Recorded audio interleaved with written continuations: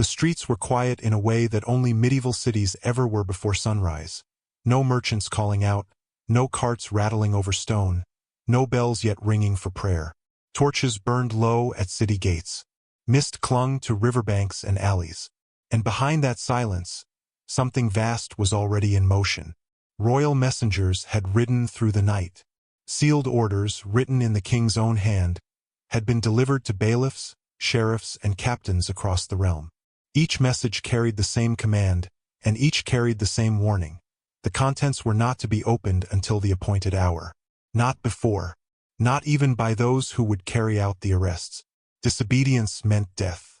When the seals were finally broken, the instructions were clear and merciless.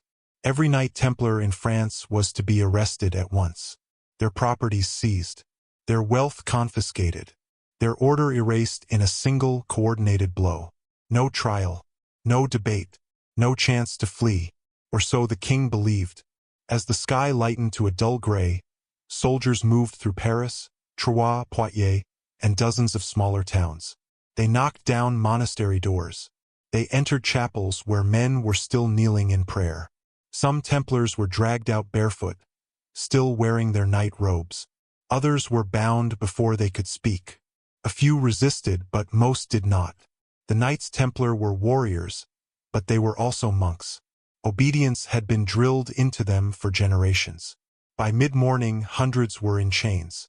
By nightfall, thousands. Across France, the most powerful military order in Christendom ceased to exist. Yet even as the arrests unfolded with terrifying efficiency, an unsettling detail began to surface.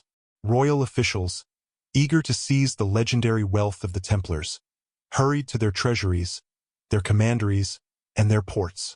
They expected gold. They expected silver. They expected chests of coin, sacred relics, contracts, documents, proof of the immense financial empire the order had built over 2 centuries. Instead, they found emptiness. At inland commanderies, vaults were locked but bare. Account books ended abruptly. Strong rooms showed signs of having been cleared not in panic, but carefully, methodically. This alone was troubling. But it was along the coast that unease turned into something far more disturbing. At La Rochelle, the Templars' most important Atlantic port, royal agents arrived expecting to seize ships. The order had maintained a formidable fleet there. Dozens of vessels used for trade, transport, and pilgrimage. These ships were well known. Their presence had been documented for years. They did not vanish overnight by accident.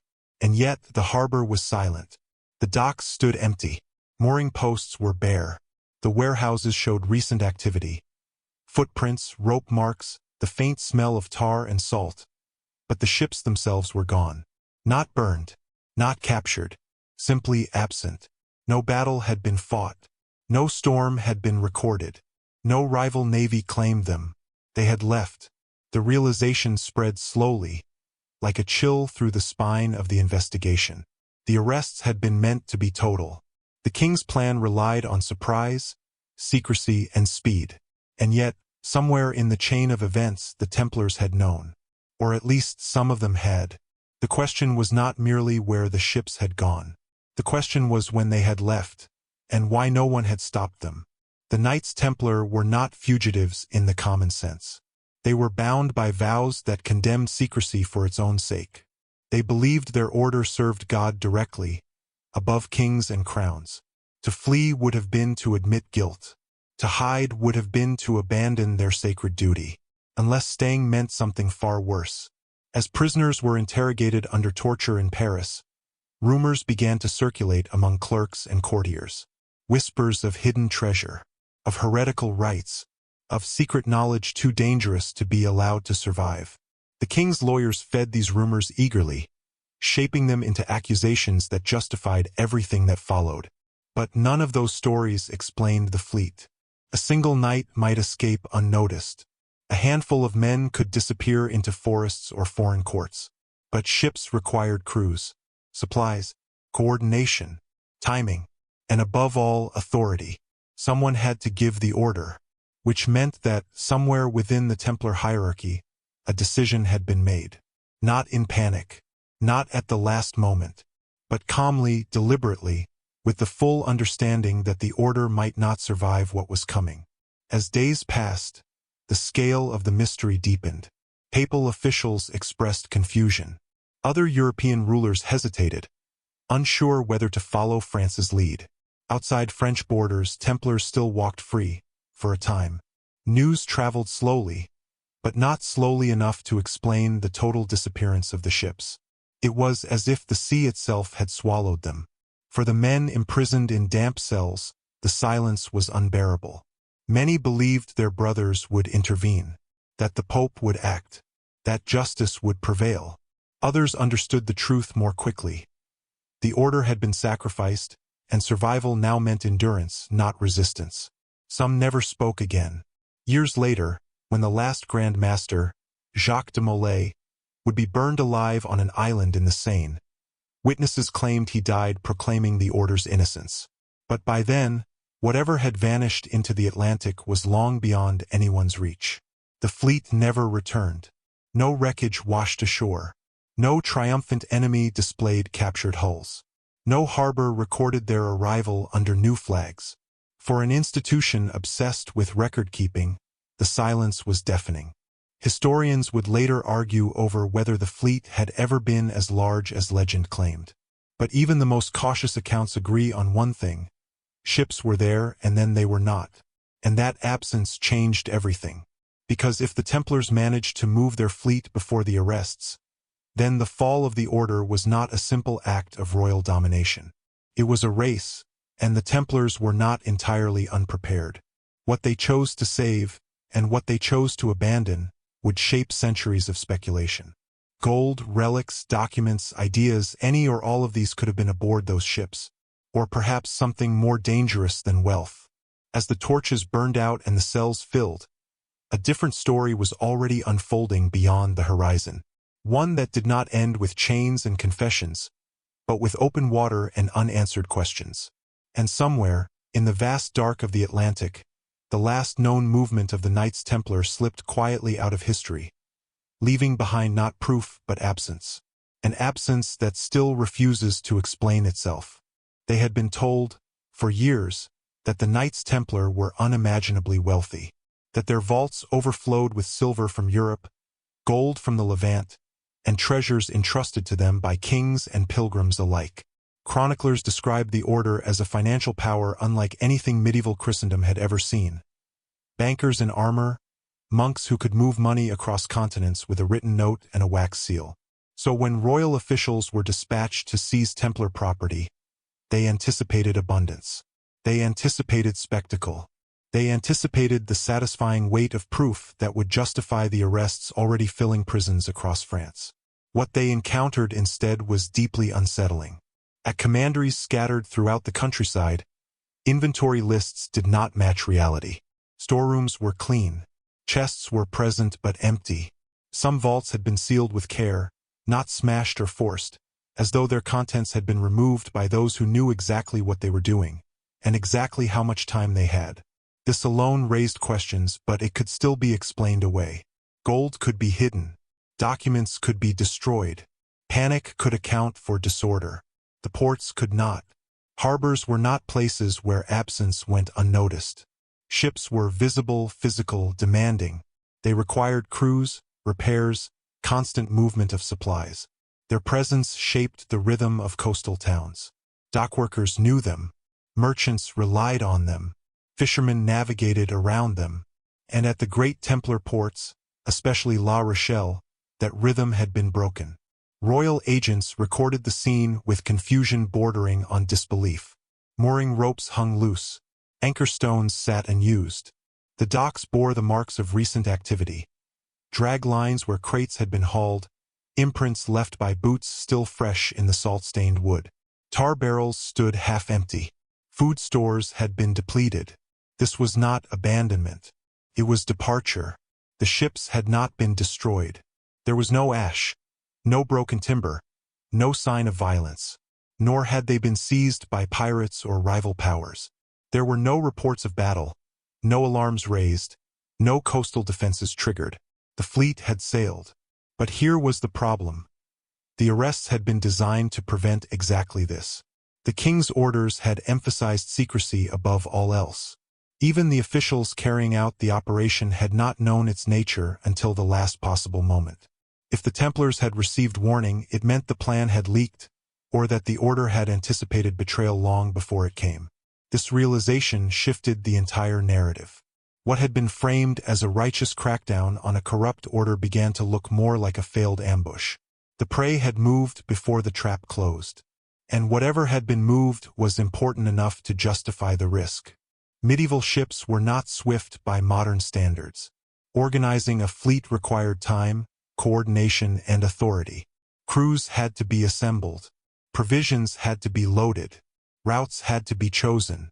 Ports of call had to be secured or avoided. This was not the work of a few panicked brothers fleeing in the night.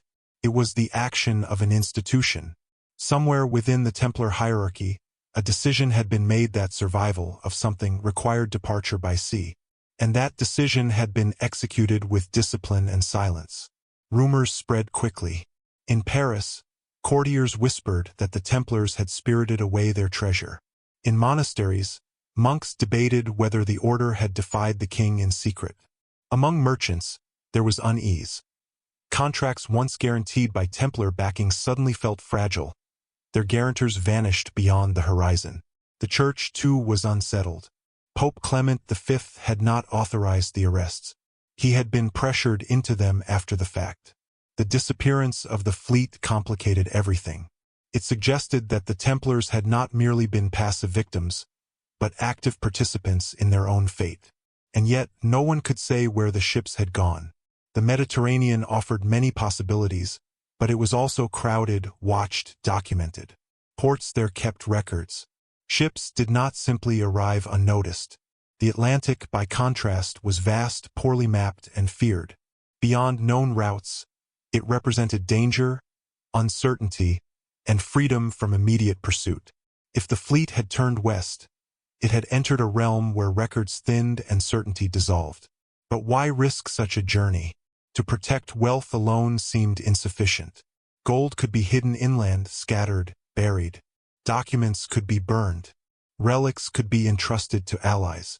Ships, once launched, became visible liabilities, harder to conceal than treasure buried beneath stone.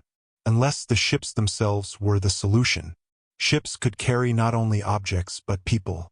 Skilled administrators, navigators, knights whose knowledge and loyalty could not be replaced.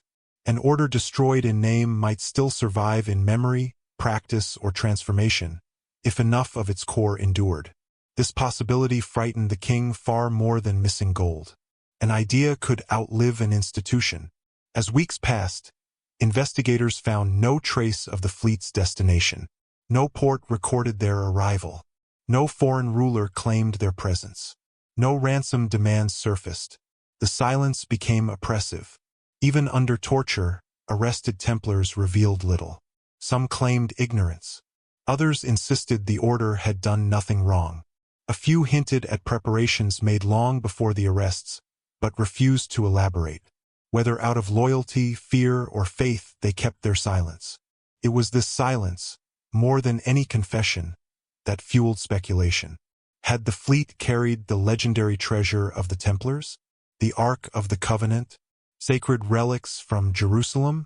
Or had it carried something less tangible but more dangerous, knowledge, networks, or plans for survival beyond papal and royal control? Historians would later caution against excess.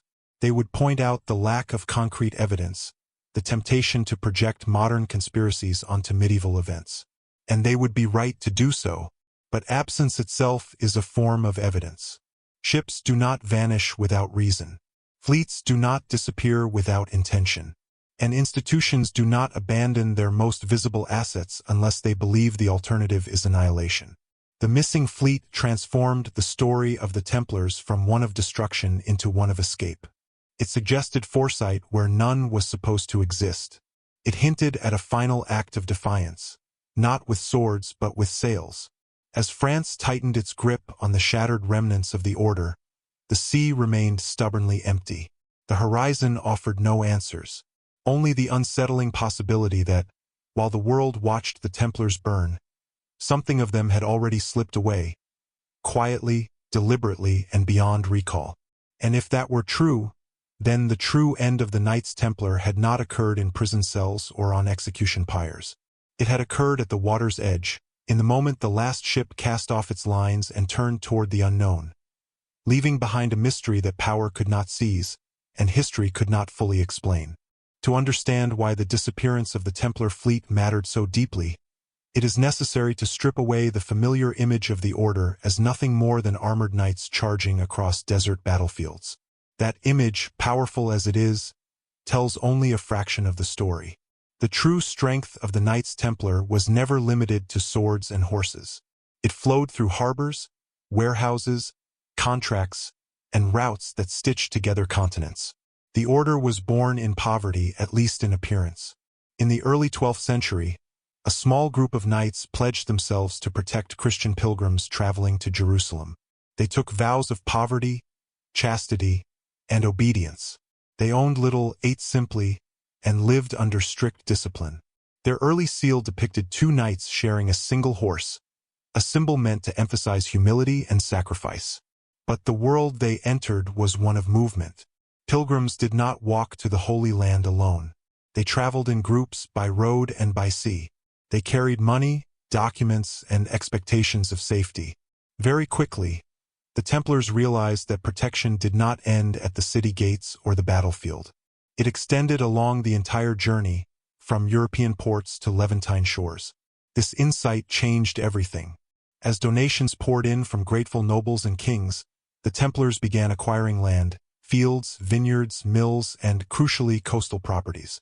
Ports became commanderies. Commanderies became nodes in a growing network. What began as spiritual guardianship evolved into logistical mastery. By the late 12th century, the Templars were operating fleets in both the Mediterranean and the Atlantic. Their ships transported pilgrims, soldiers, supplies, and money. They carried grain from fertile regions to besieged cities. They moved timber and horses across seas that few dared to cross regularly. And they did so with an efficiency that astonished contemporaries. This maritime presence was not incidental. It was foundational. The sea offered something land routes could not: speed, scale, and relative autonomy. Roads were dangerous, fragmented, and subject to countless local authorities. The sea, while perilous, allowed the Templars to bypass many political obstacles. A ship answered to its captain, and a captain answered to the order. Over time, the Templars became trusted custodians of wealth precisely because they could move it. A pilgrim could deposit funds at a Templar house in Paris and withdraw them in Acre or Jerusalem using a coded document. This system reduced theft, stabilized long-distance travel, and quietly positioned the order at the center of medieval finance. But finance required infrastructure. Ships needed maintenance. Crews needed training. Ports needed administration. Records had to be kept, contracts enforced, disputes resolved. The Templars excelled at this unglamorous work. Their discipline, originally forged for battle, translated seamlessly into bureaucracy. Their ports reflected this orderliness. Warehouses were meticulously organized. Cargo was logged. Supplies were rationed. Even in times of war, Templar ships maintained schedules that rivaled merchant fleets whose sole purpose was profit. Yet, unlike merchants, the Templars were bound by vows. They could not simply abandon a route because it was unprofitable or dangerous. Their mission demanded continuity. This reliability made them indispensable to both church and crown, and dangerously powerful. By the 13th century, the Templars were no longer merely participants in maritime trade. They were its guarantors. Kings entrusted them with royal revenues. Nobles deposited fortunes for safekeeping. The papacy relied on their ships to move funds across Christendom. Their naval capabilities allowed them to influence conflicts far beyond the battlefield. This influence did not go unnoticed. Rival orders resented them. Merchant guilds envied them. Monarchs relied on them, and resented that reliance even more. The Templars answered to the Pope alone, a fact that placed them outside the direct control of any king. Their ships crossed borders that armies could not, carrying resources that could tip balances of power. To a medieval ruler struggling with debt and political instability, this was intolerable. And yet, for decades, the arrangement persisted. The Templars were too useful to destroy, too powerful to ignore. They were a paradox. Monks who commanded fleets, warriors who balanced ledgers, servants of God who operated at the highest levels of international finance. Their naval power reflected this contradiction. Templar ships flew no national flag. They represented an idea, one that transcended kingdoms. On the open sea, they were not French or English or Iberian. They were simply Templar. This distinction mattered profoundly when the political climate shifted. By the early 14th century, the Crusades had failed. Jerusalem was lost. The original justification for the order had eroded. Yet the Templars remained wealthy, organized, and autonomous. Their fleets still moved. Their ports still operated. Their financial networks still functioned. To critics, this raised a troubling question. If the mission was over, why did the power remain? The answer lay in inertia and preparation. The Templars had never built their systems for a single war. They had built them for permanence. They believed their role was divinely ordained, not contingent on territorial success. As long as Christendom existed, they believed their service was required. That belief shaped their long-term thinking. Naval assets, in particular, were maintained with future contingencies in mind. Ships were repaired even when idle. Ports were kept stocked. Crews were trained continuously. The order did not dismantle its fleet when the Crusades ended, because it did not believe the story was over. This perspective casts the later disappearance of the fleet in a new light. A group unaccustomed to improvisation does not suddenly execute a flawless evacuation. The Templars' ability to move ships without chaos suggests preparation rooted in decades of experience. They knew how to mobilize quietly. They knew how to mask intentions. They knew which routes were watched and which were not. They had, after all, been doing this for generations. When the arrests came, therefore, the fleet was not an afterthought. It was the order's circulatory system. Losing it would have meant true annihilation. Preserving it, even at great risk, meant the possibility of survival in some form.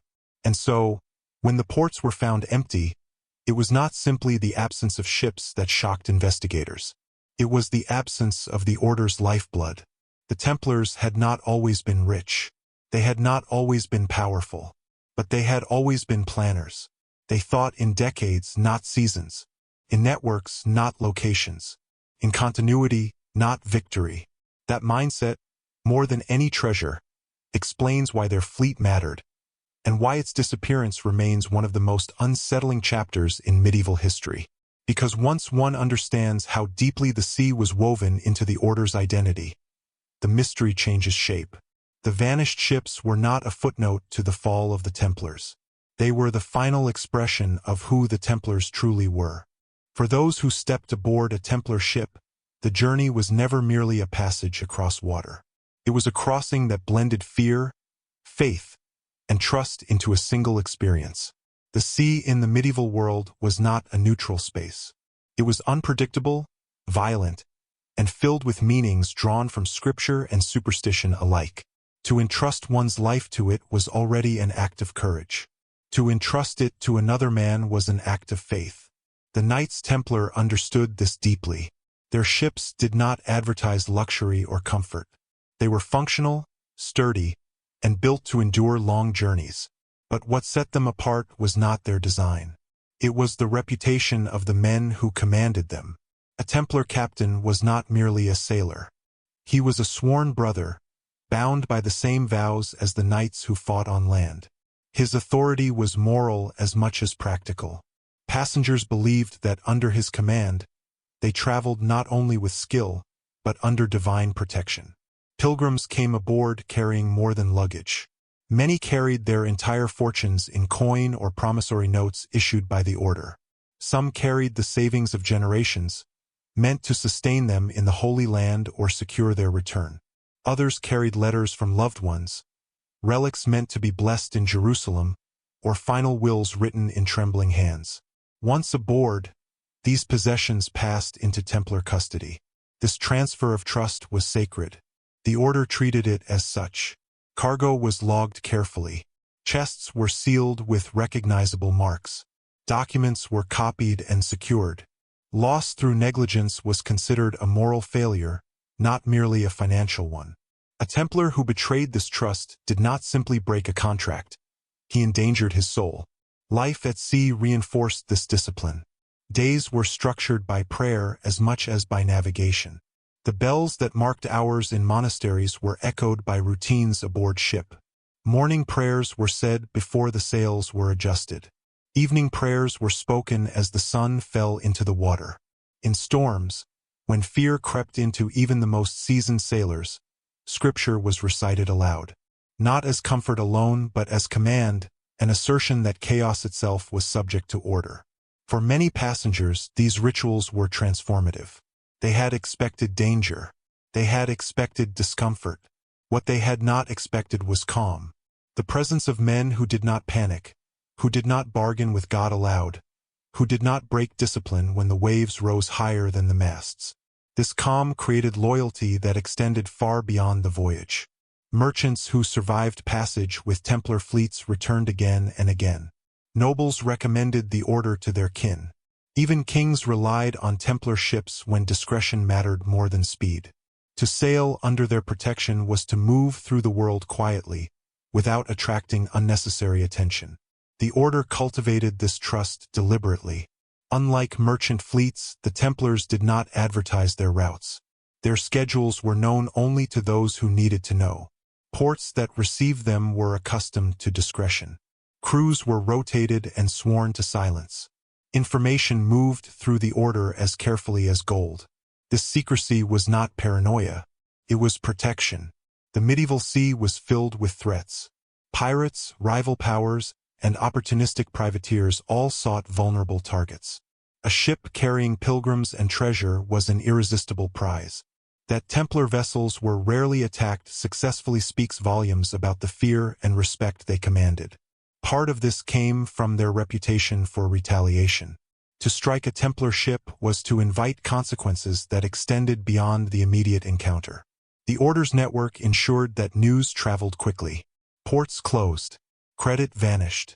Protection was withdrawn.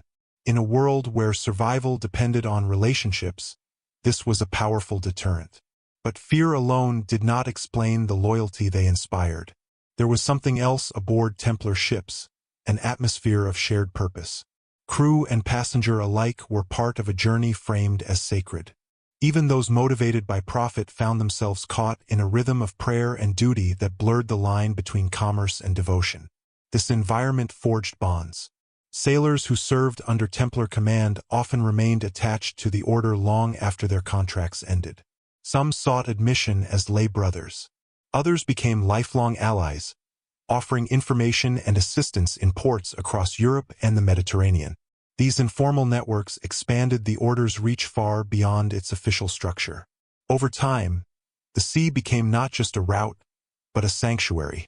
On land, the Templars were subject to scrutiny. Kings watched them. Rivals envied them. Accusations simmered. At sea, they were free. There were no inquisitors on the horizon, no tax collectors in the waves. Authority rested with the captain and the rule. For an order increasingly entangled in politics, this autonomy was precious. It is here that the emotional weight of the vanished fleet begins to take shape. The ships were not just assets. They were places of refuge, floating extensions of an identity that could not be easily confined or controlled. To lose them would have been to lose the last space where the order answered only to itself and to God. This helps explain why the disappearance of the fleet felt like a betrayal to some and a miracle to others. For the king and his officials, the empty harbors suggested deception. The Templars had moved in secret, defying royal authority. They had treated trust as a shield against accountability. But for those who had sailed with them, the absence meant something else entirely. It meant that the order had chosen to preserve the sacred trust of the sea over submission to temporal power. That they had prioritized continuity over compliance. That they had believed, even at the brink of destruction, that their duty extended beyond obedience to any crown. This choice was not made lightly. Ships carried not only people and goods, but symbols. The red cross on white sail was a promise, to protect, to endure, to serve.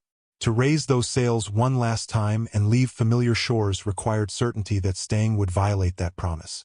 Somewhere within the order, that certainty had been reached. Perhaps it came from whispers of impending arrest.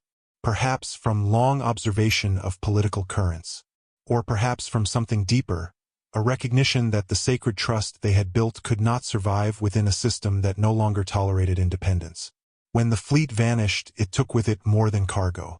It carried the memory of countless journeys made under prayer and discipline. It carried the gratitude of pilgrims who had crossed seas in fear and arrived alive. It carried the quiet pride of sailors who had served something larger than themselves. And it carried a final act of faith. Not faith in safety, not faith in success, but faith in the belief that some trusts are worth preserving, even if doing so requires disappearance. That is why the empty harbors unsettled so many. They were not just logistical anomalies. They were spiritual voids, spaces where certainty should have been and was not. The sea, which had once been the Templars' greatest strength, had become their final refuge. And in choosing it, the order left behind a question that still lingers in the silence of abandoned docks. What does it mean to remain faithful, when obedience demands surrender of the very thing you were sworn to protect? By the beginning of the 14th century, the crown of France rested on a fragile foundation. Philip IV, remembered by history as the Fair, ruled a kingdom that appeared powerful on the surface but was hollowed out by debt beneath it. Wars had been fought, courts had been expanded, administration had grown heavier, more complex, more expensive, and the money to sustain it all never seemed to last. Philip was not a reckless ruler. He was methodical, intelligent, and intensely focused on strengthening royal authority. But he had inherited a financial system ill-equipped for his ambitions. Coinage was unstable. Taxation provoked resistance. The nobility guarded its privileges fiercely. Each solution created a new problem, and each problem demanded more resources than the last. In this environment, the Knights Templar were not merely allies of the crown. They were indispensable. For decades, the order had functioned as the kingdom's unofficial bank. Royal revenues flowed through Templar hands. Loans were negotiated quietly within their commanderies. The crown's debts were recorded in their ledgers. When Philip needed funds quickly, whether to wage war, suppress dissent, or assert authority over rival institutions, it was often the Templars who made it possible. This relationship bred dependence, and dependence bred resentment.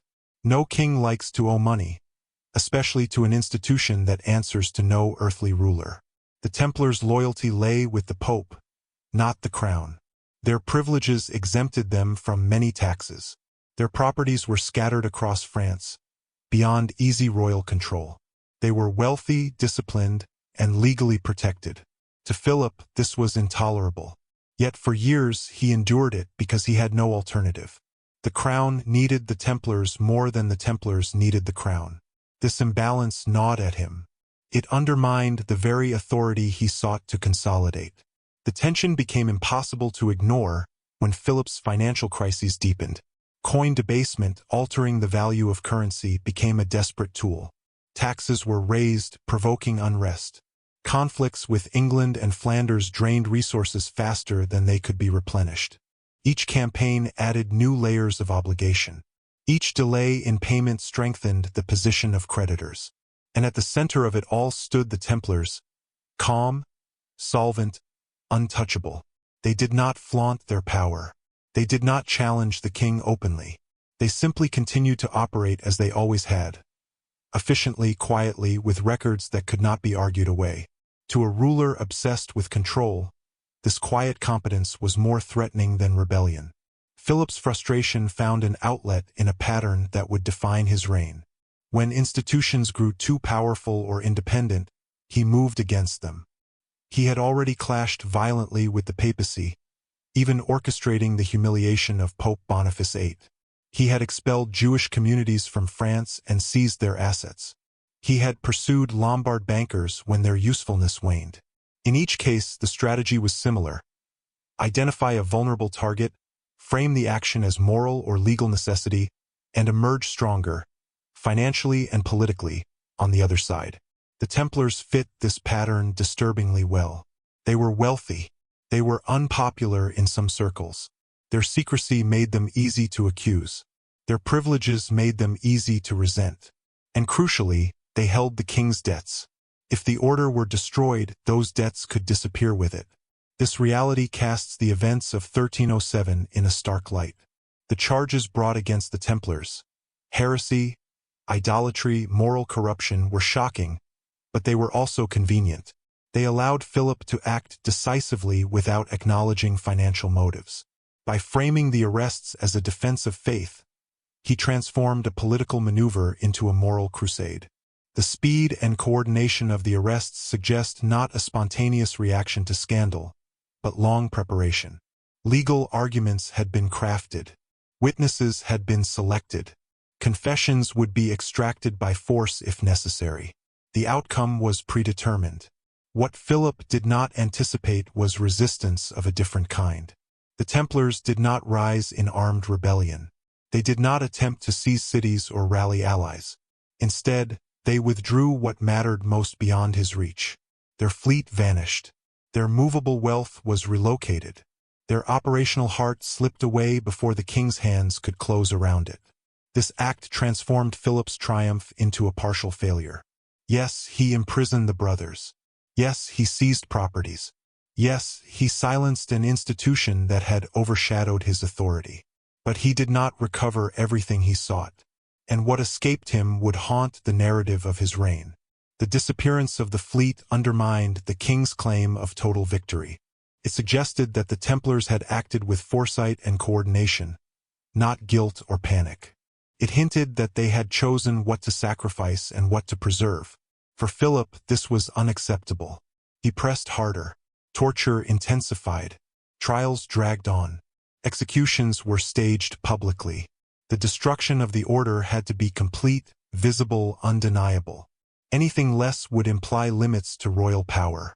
Yet, even as he succeeded in dismantling the Templars within France, the financial relief he sought proved fleeting. The assets seized did not resolve the kingdom's underlying problems. Debts re-emerged. New conflicts arose. The crown remained strained. In this sense, the fall of the Templars exposed a deeper truth. Philip's war was not against heresy. It was against autonomy, against any institution that could operate beyond his control. The Templars represented a model of power that did not flow upward to the throne. It flowed outward across borders and seas.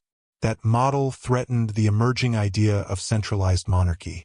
By eliminating the Templars, Philip sent a clear message. No authority, no matter how ancient or sacred, could exist independently of the crown.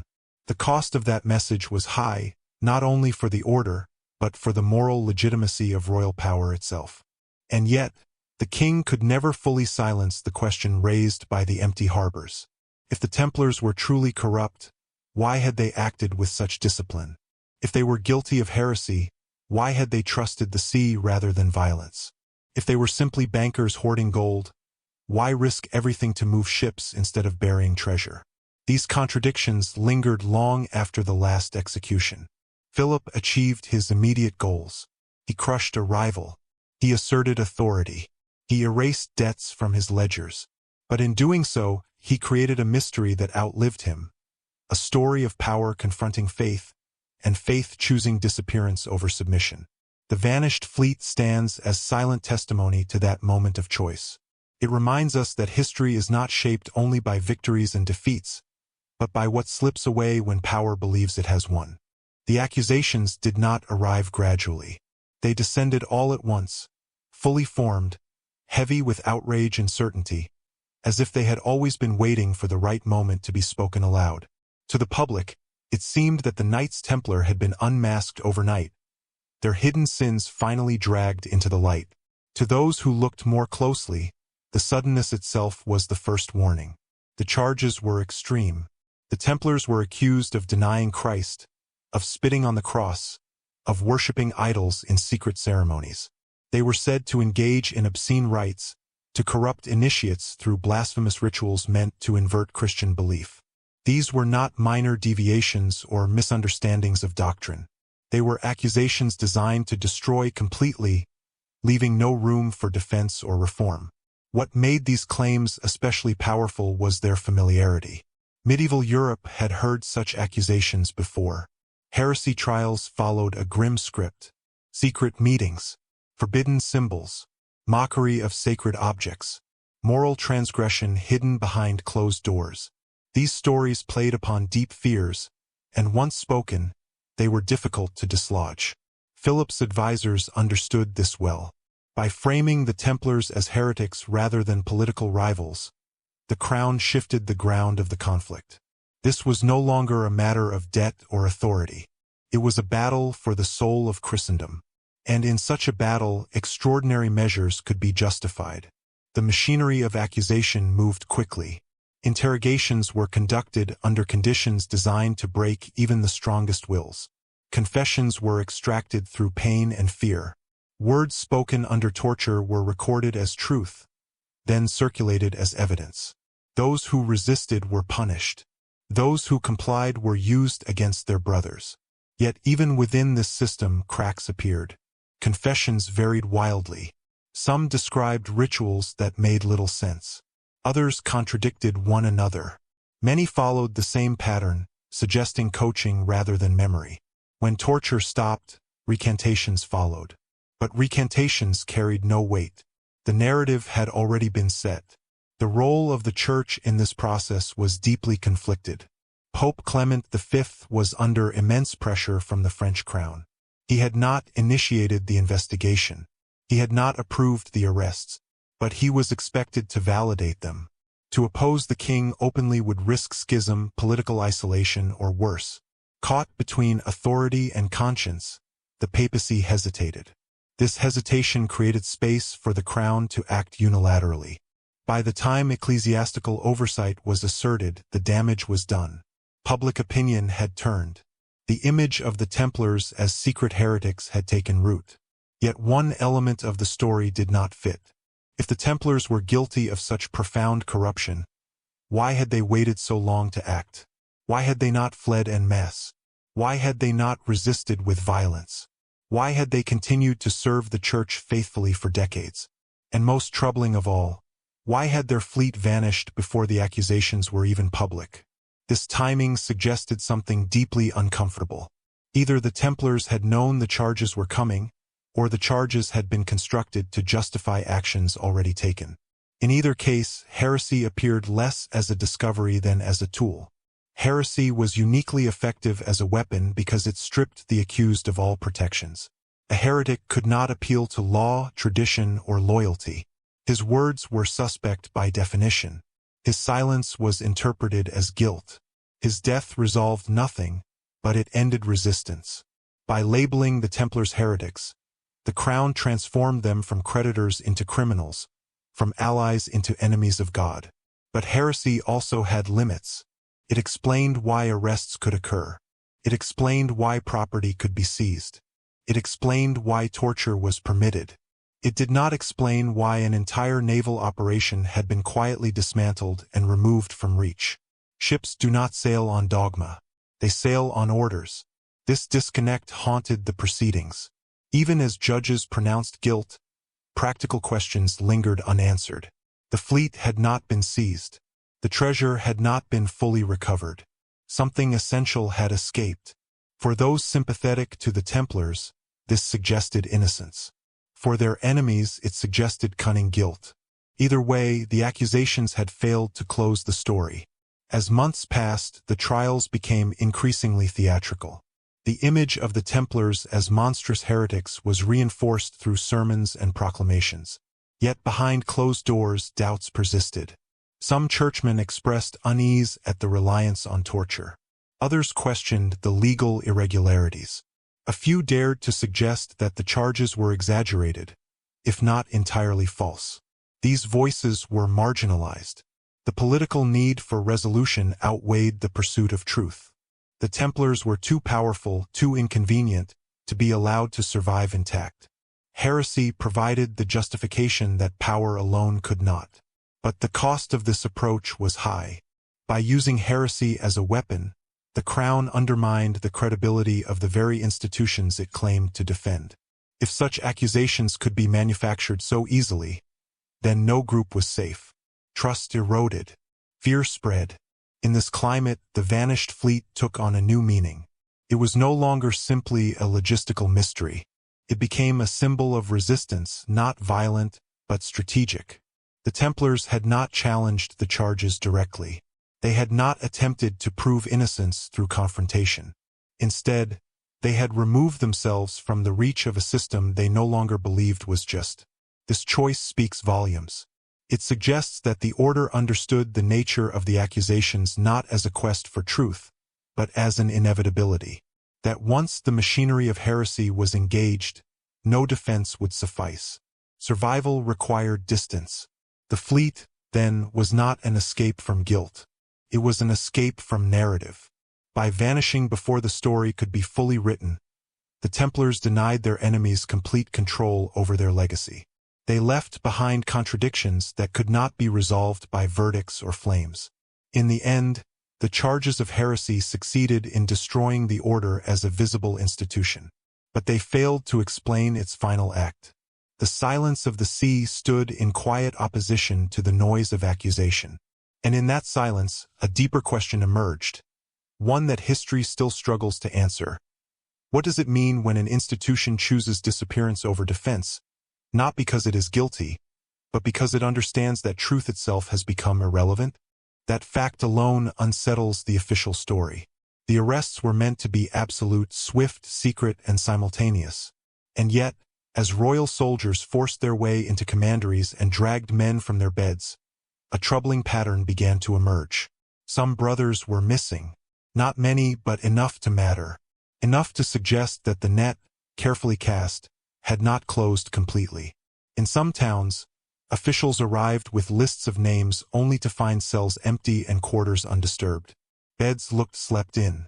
Cloaks and weapons were gone. There were no signs of struggle, no hurried flight. These men had not fled in panic. They had departed with intention. This raised an uncomfortable question. How could an operation built on secrecy fail so unevenly? The answer lay in communication. The Templars were masters of information flow. For 2 centuries, they had operated across vast distances, coordinating movements of people, money, and supplies with remarkable precision. Messages traveled through trusted channels, carried by men bound by oath and discipline. Codes were used, but so were habits, ritualized ways of speaking and writing that concealed meaning in plain sight. Even a hint of danger passed through such a network could ripple outward quickly. It did not require a formal warning, a delayed instruction, a sudden shift in tone, an order that did not quite make sense. These were enough for experienced brothers to recognize that something had changed. And when change came, the order did what it had always done. It prioritized continuity. For some, this meant staying. Many Templars submitted to arrest without resistance. Their faith demanded obedience. Their rule discouraged flight. To them, endurance in chains was preferable to disobedience in freedom. They believed that truth would prevail, that the church would intervene, that their suffering would testify to their innocence. Others saw the situation differently. They had watched political tides turn. They had observed the crown's growing hostility. They understood how accusations of heresy worked, how little defense mattered once they were invoked. These men did not see flight as betrayal. They saw it as stewardship of knowledge, of people, of the order's future in some unknown form. This division was not chaotic. It was structured. Evidence suggests that departures were selective. Senior administrators, skilled navigators, brothers connected to ports and ships, men whose loss would not immediately draw attention, but whose survival would preserve essential capabilities. This was not abandonment. It was extraction.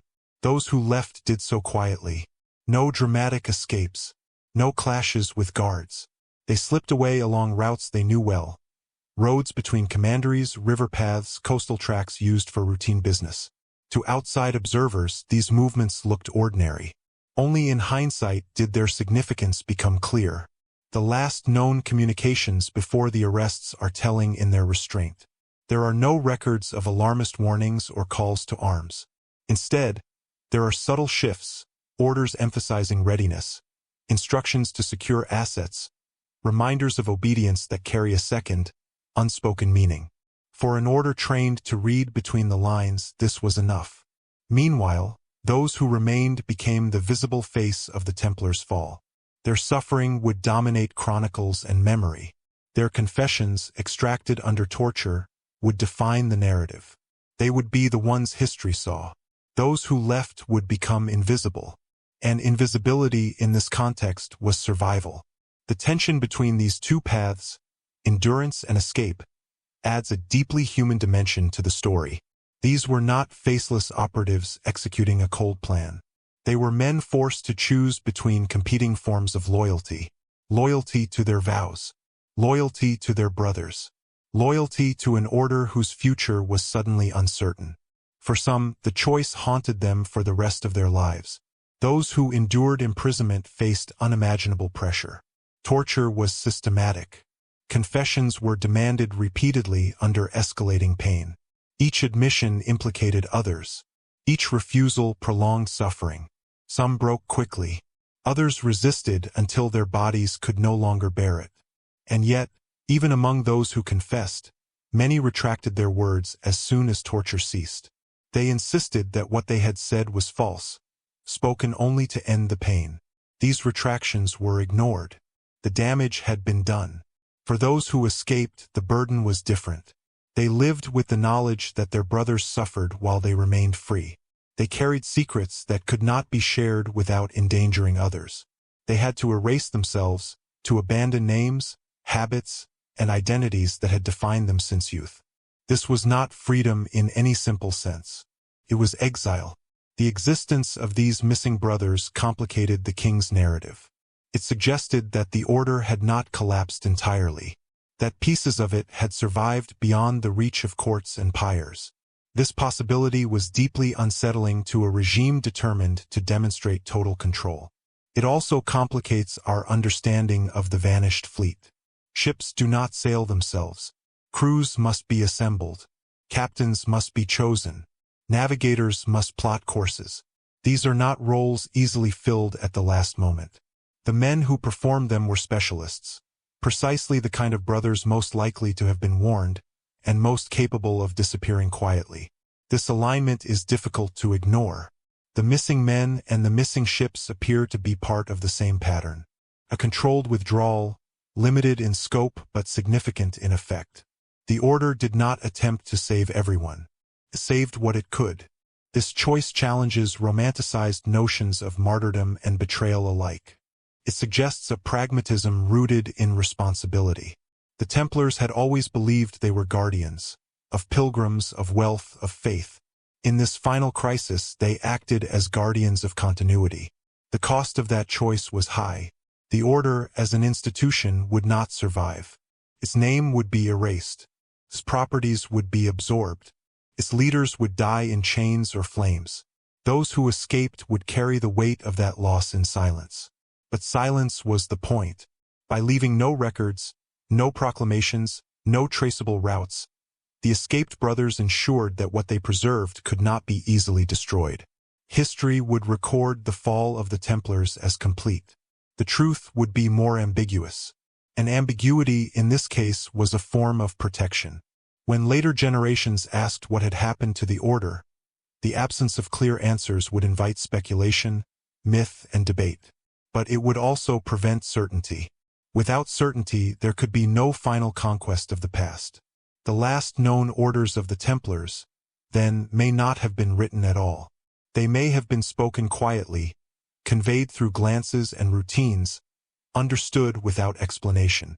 Prepare, preserve, endure. Some would endure in chains. Others would endure in silence. And in that division, painful, deliberate, and irreversible, the order made its final, most human decision. When royal officials finally reached the great Atlantic port of La Rochelle, they believed the worst was already over. The arrests had succeeded. The order had been broken in France. Now came the practical work of inventory and seizure, the careful accounting that would turn accusation into profit, punishment into advantage. La Rochelle was meant to be a prize. For decades, it had been the beating heart of the Templars' maritime power on the western coast. From its deep harbor, ships departed for England, Iberia, and beyond. Pilgrims passed through its gates. Cargo flowed in and out under the watchful eye of the order's administrators. It was a place of movement, noise, and constant negotiation between land and sea. What the officials found instead was silence. The harbor lay strangely open, as if paused between breaths. Docks that should have been crowded with vessels were bare. Mooring posts stood unused. The water reflected empty sky where hulls should have cast their shadows. Even seasoned officers, men accustomed to violence and seizure, hesitated at the sight. This was not abandonment born of panic. Everything about the port suggested recent, deliberate activity. Crates had been moved, not smashed. Warehouses were swept. Ropes lay coiled neatly, not cut in haste. The smell of tar and pitch lingered, fresh enough to suggest preparation rather than neglect. If the Templars had fled, they had done so with discipline. Inventory records deepened the unease. Ship manifests ended abruptly, as if paused mid-sentence. Cargo lists were complete up to a point, then stopped. Financial ledgers showed transfers that had been approved and executed, but with destinations left unstated. To officials trained to detect fraud, this felt less like theft and more like erasure. Someone had planned not only the movement of ships, but the movement of memory. La Rochelle's townspeople offered little help. Dockworkers claimed ignorance. Merchants shrugged. Fishermen spoke of ships departing under normal conditions, without alarm or secrecy. No one reported a mass exodus. No one remembered a night of frantic loading or whispered fear. The ships had left as if on routine business. This normalcy was perhaps the most disturbing detail of all. In medieval ports, unusual events traveled fast.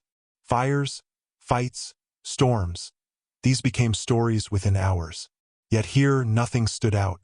The Templars' departure blended into the rhythm of daily life so seamlessly that only their absence revealed it. Royal officials struggled to explain this.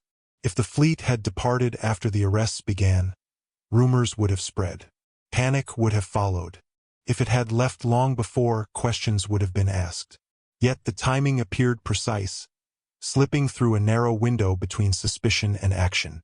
This suggested inside knowledge. Not necessarily of the exact date of the arrests, but of their inevitability. The order had not reacted to an event. It had responded to a trajectory. The symbolism of La Rochelle was impossible to ignore. This was not a remote outpost or a marginal harbor. It was one of the most visible expressions of Templar power. To remove ships from here was to make a statement, not of defiance, but of withdrawal. The king's men searched for signs of destination. They questioned captains, sailors, port officials. They scoured coastal records. But ships do not announce their intentions to those not meant to follow. The Atlantic offered too many possibilities. Northward lay England and Scotland, lands not yet hostile. Southward lay Iberia, where the Templars enjoyed royal favor and political protection. Westward lay nothing but open water, feared, poorly mapped, and filled with speculation. The absence of evidence allowed all possibilities to coexist. For the Crown, this uncertainty was intolerable. Authority thrives on clarity. Without knowing where the fleet had gone, it was impossible to claim full victory. The empty harbor became a quiet rebuke to the spectacle of arrests and trials. La Rochelle was searched repeatedly. Warehouses were re-examined. Seals were broken. Every stone was turned, metaphorically and sometimes literally. And yet, no decisive discovery emerged. What remained was atmosphere. The port felt like a place that had exhaled and not yet inhaled again. Activity resumed slowly, but something intangible had changed. The Red Cross no longer appeared on sails. The familiar routines were gone. Those who had worked closely with the order sensed the loss keenly. It was not merely economic. It was psychological. The Templars had been constant. They had represented reliability in a world of shifting allegiances. Their sudden absence created a vacuum that could not be filled easily. Merchants hesitated. Credit tightened. Trust frayed. For historians, La Rochelle would become a focal point. It was here that the mystery of the vanished fleet crystallized. Not because of what was found, but because of what was not. The harbor stood as physical proof that something extraordinary had occurred. Over time, stories accumulated. Some claimed the ships sailed under cover of darkness.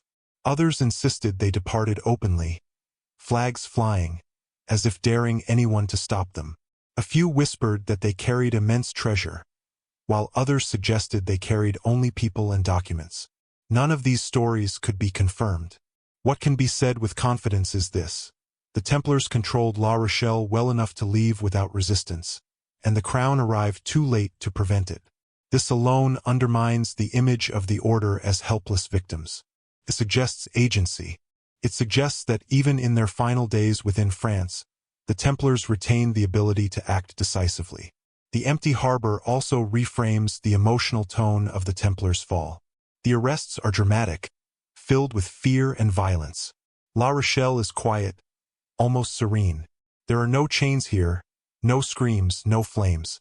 Just water lapping against stone and the knowledge that something has passed beyond reach. This contrast is powerful. It reminds us that history is not shaped only by moments of spectacle. It is also shaped by quiet departures that leave no witnesses, no records, and no closure. The silence of La Rochelle invites us to imagine the final moments before departure. The last checks of rigging. The final prayers spoken aboard decks that would soon leave familiar shores behind. The knowledge, perhaps unspoken, that return was unlikely.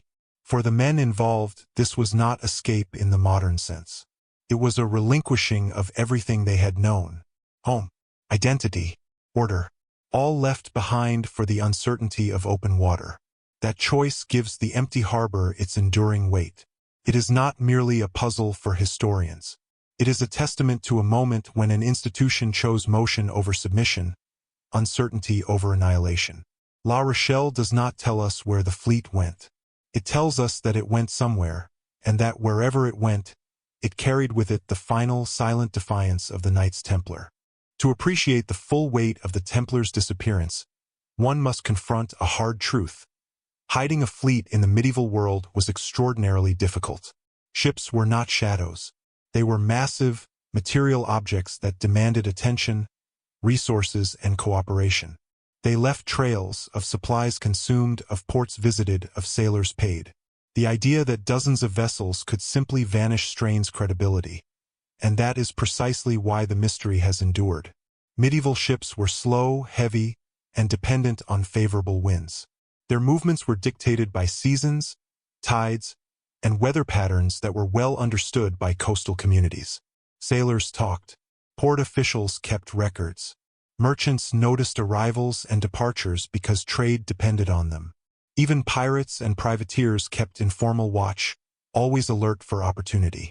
Against this backdrop, the disappearance of the Templar fleet appears less like an accident and more like a feat of coordination bordering on the miraculous.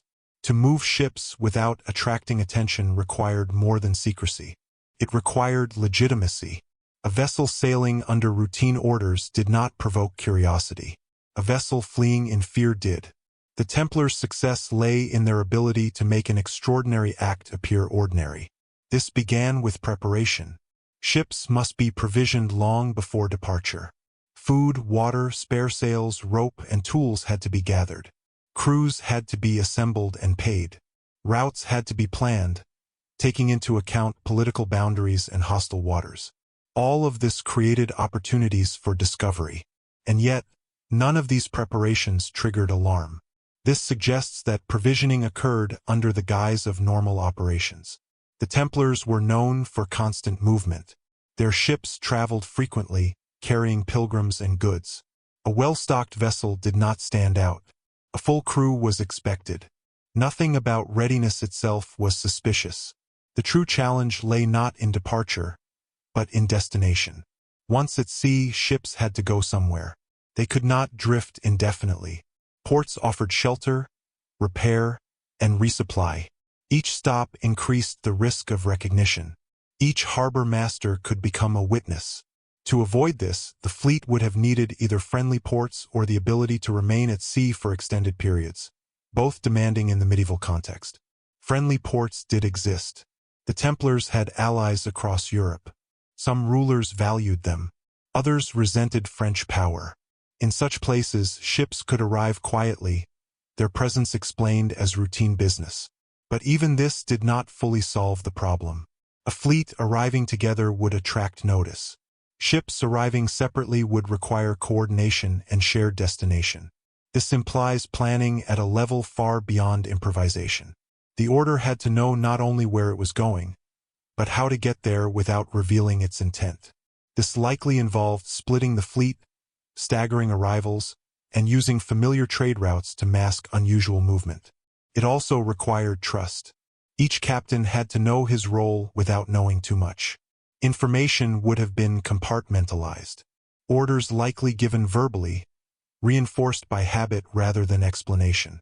In an order built on obedience, this was feasible. What makes this even more remarkable is the timing. The arrests occurred in early October, a dangerous season for sailing. Autumn storms made Atlantic travel treacherous. To move ships at this time was risky. That the Templars chose to do so suggests urgency, yet not panic. They accepted danger as preferable to capture. This choice underscores the seriousness of the threat they perceived. If the fleet had been destroyed by storm, evidence would exist. Wreckage would wash ashore. Reports would circulate. None did. This absence strengthens the case for successful concealment.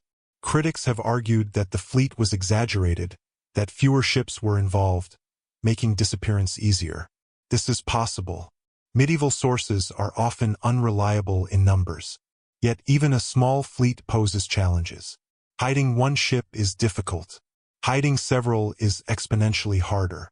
The Templar success implies either exceptional skill or exceptional assistance, or both.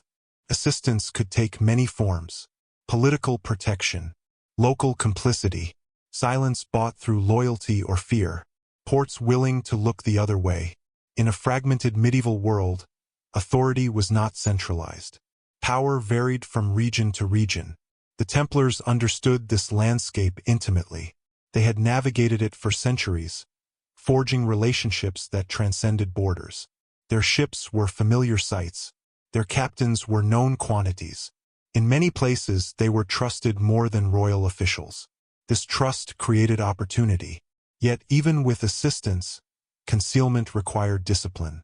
No celebratory arrivals. No public declarations. No displays of wealth. Ships had to blend into existing patterns or vanish into less traveled waters.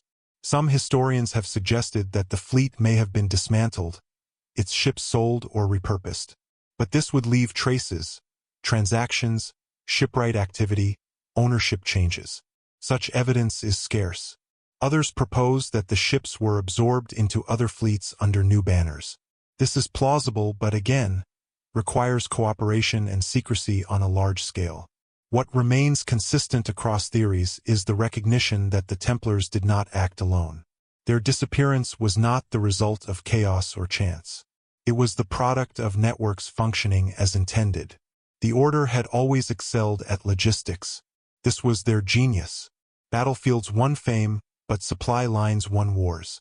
The fleet was an extension of this philosophy. In that sense, the disappearance of the ships was not extraordinary. It was the final application of skills honed over generations. What makes it extraordinary is that it worked. No definitive evidence emerged. No clear trail was found. The fleet slipped into history's blind spot, where records thin and speculation thrives. This success forced contemporaries and later historians alike to confront an unsettling possibility: that the medieval world, often portrayed as crude and transparent, was capable of sophisticated secrecy. The Templars exploited this capacity fully.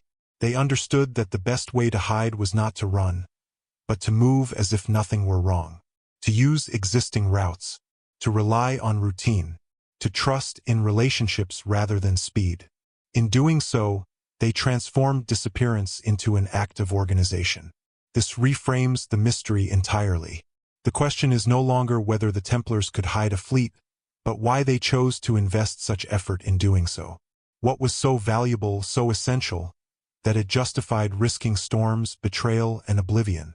The answer cannot be found in logistics alone. But logistics show us something crucial. The disappearance was possible. Difficult, yes. Dangerous, certainly. But within the capabilities of an order that had mastered movement across the medieval world. And if they succeeded once, it invites a more unsettling thought. What else might they have moved, preserved, or transformed beyond the reach of those who believed they had one? The idea that the Knights Templar were caught entirely off guard by their destruction has always been comforting. It suggests a clean break, a sudden fall brought about by unexpected betrayal. But the evidence left behind, fragmentary, indirect, and often ignored, points toward a more unsettling possibility. What if the order did not merely react to its own downfall? What if it had spent years imagining it? The Templars lived in a world where institutions rose and fell with alarming speed. They had witnessed the collapse of crusader states once thought eternal. They had seen alliances dissolve, kings turn on former allies, and the church itself fracture under political pressure. They understood, perhaps better than any other organization of their time, that permanence was an illusion. This awareness shaped their thinking. From its earliest days, the order had been structured to survive disruption. Commanderies were semi-autonomous. Knowledge was distributed rather than centralized. Financial records were duplicated across locations. Authority flowed through clear chains, but those chains were designed to be resilient, not rigid. This was not paranoia. It was pragmatism born of experience. Operating across borders meant constant exposure to shifting political winds. A friendly ruler today could become an enemy tomorrow. Protection depended not on trust, but on preparedness. Over time, this preparedness evolved into something more deliberate. The Templars planned for interruption. They developed methods to secure assets quickly. Movable wealth could be transferred or concealed. Personnel could be reassigned. Operations could be suspended or relocated. These capabilities were essential in war zones, where sudden loss of territory was common. What is remarkable is how seamlessly these same mechanisms appear to have been applied during the Order's final crisis. The disappearance of the fleet was not chaotic. It followed patterns consistent with contingency execution. Assets were moved, not scattered. Ships departed with purpose. Personnel were selected, not random.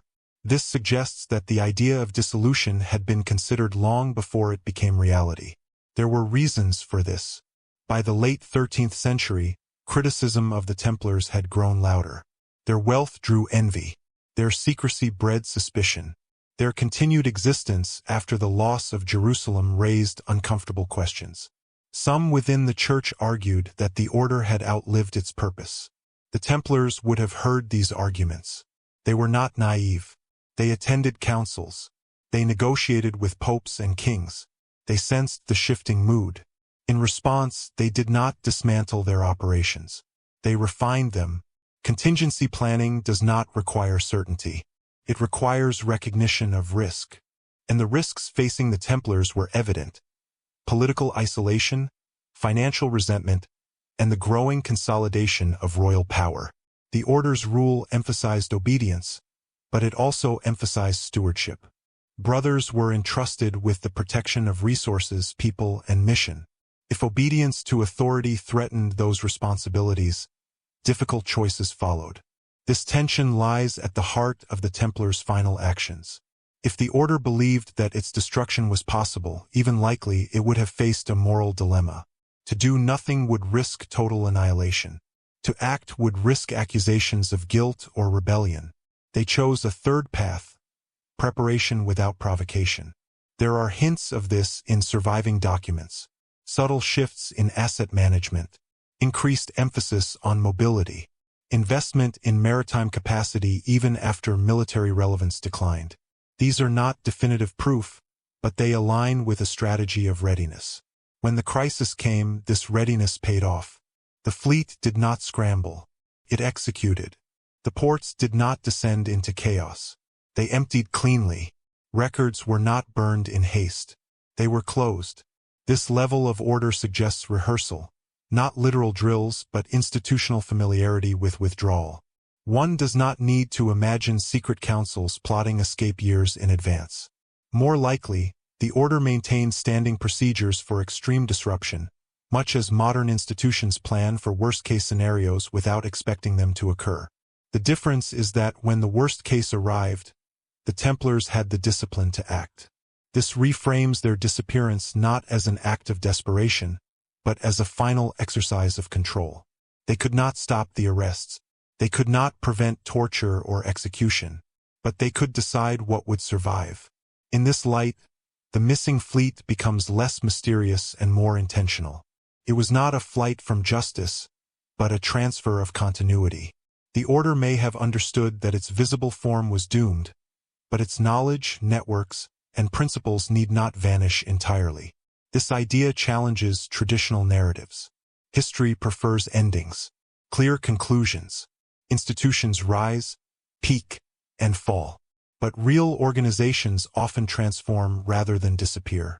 They shed forms, names, and symbols while preserving core functions. The Templars, with their emphasis on structure and planning, were well positioned to do this. If they anticipated their own death, they would not have tried to save everything. That would have been impossible. Instead, they would have chosen what mattered most. What that was remains uncertain. It could have been people, experienced administrators, navigators, financiers. It could have been documents, records of property, contracts, or knowledge deemed dangerous in hostile hands. It could have been intangible methods, traditions, ways of operating that could be passed on quietly. The fleet provided the means to preserve any or all of these. It offered mobility. It offered distance. It offered the chance to reconfigure beyond the immediate reach of enemies. This does not require belief in hidden empires or secret dominions. Survival can be modest, can be partial. It can involve compromise and obscurity. The power of this interpretation lies in its restraint. It does not claim that the Templars ruled the shadows. It suggests only that they refused to surrender entirely, that they acted as guardians to the end, not of territory but of continuity, and that continuity, once removed from the spotlight of accusation and spectacle, could evolve quietly, influencing institutions and ideas in ways difficult to trace. The disappearance of the fleet, then, was not an ending. It was a transition, a final acknowledgement that the world they had served no longer had room for them as they were. But perhaps, somewhere beyond the horizon, it still had room for what they had become. Once the fleet slipped beyond the visible boundaries of French authority, the question of where it could have gone became both simpler and infinitely more complex. Simpler, because medieval shipping routes were limited by geography, wind, and political realities. More complex, because within those limits lay a web of possibilities that stretched across seas, cultures, and competing powers. To understand these possibilities, one must imagine the medieval maritime world not as a set of clear lines on a map, but as a living system of currents, alliances, and risks. Ships did not travel wherever they wished. They followed patterns shaped by centuries of experience. The Templars knew these patterns intimately. Northward routes led toward England and the North Sea. These waters were familiar, relatively well-charted, and economically active. England, at the time of the arrests, had not yet moved decisively against the Templars. Royal authority there was less centralized, and the political climate was uncertain enough to offer temporary refuge.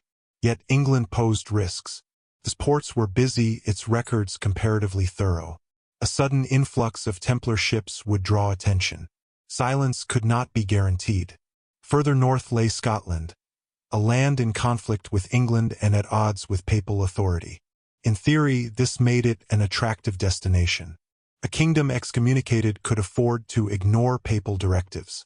Political chaos often provides cover for those seeking to disappear. But Scotland's ports were limited. Its infrastructure was less developed. Supporting a fleet would be challenging. Shelter might be found, but sustainability was uncertain. Southward routes offered different possibilities. The Iberian Peninsula was home to kingdoms that had long-standing relationships with the Templars. In Portugal, in particular, the order enjoyed royal favor. The Templars had played a crucial role in the Reconquista, and their contributions were valued. Political loyalty there was personal, not abstract. A Templar ship arriving in a Portuguese port would not be viewed with suspicion. It would be welcomed as an ally.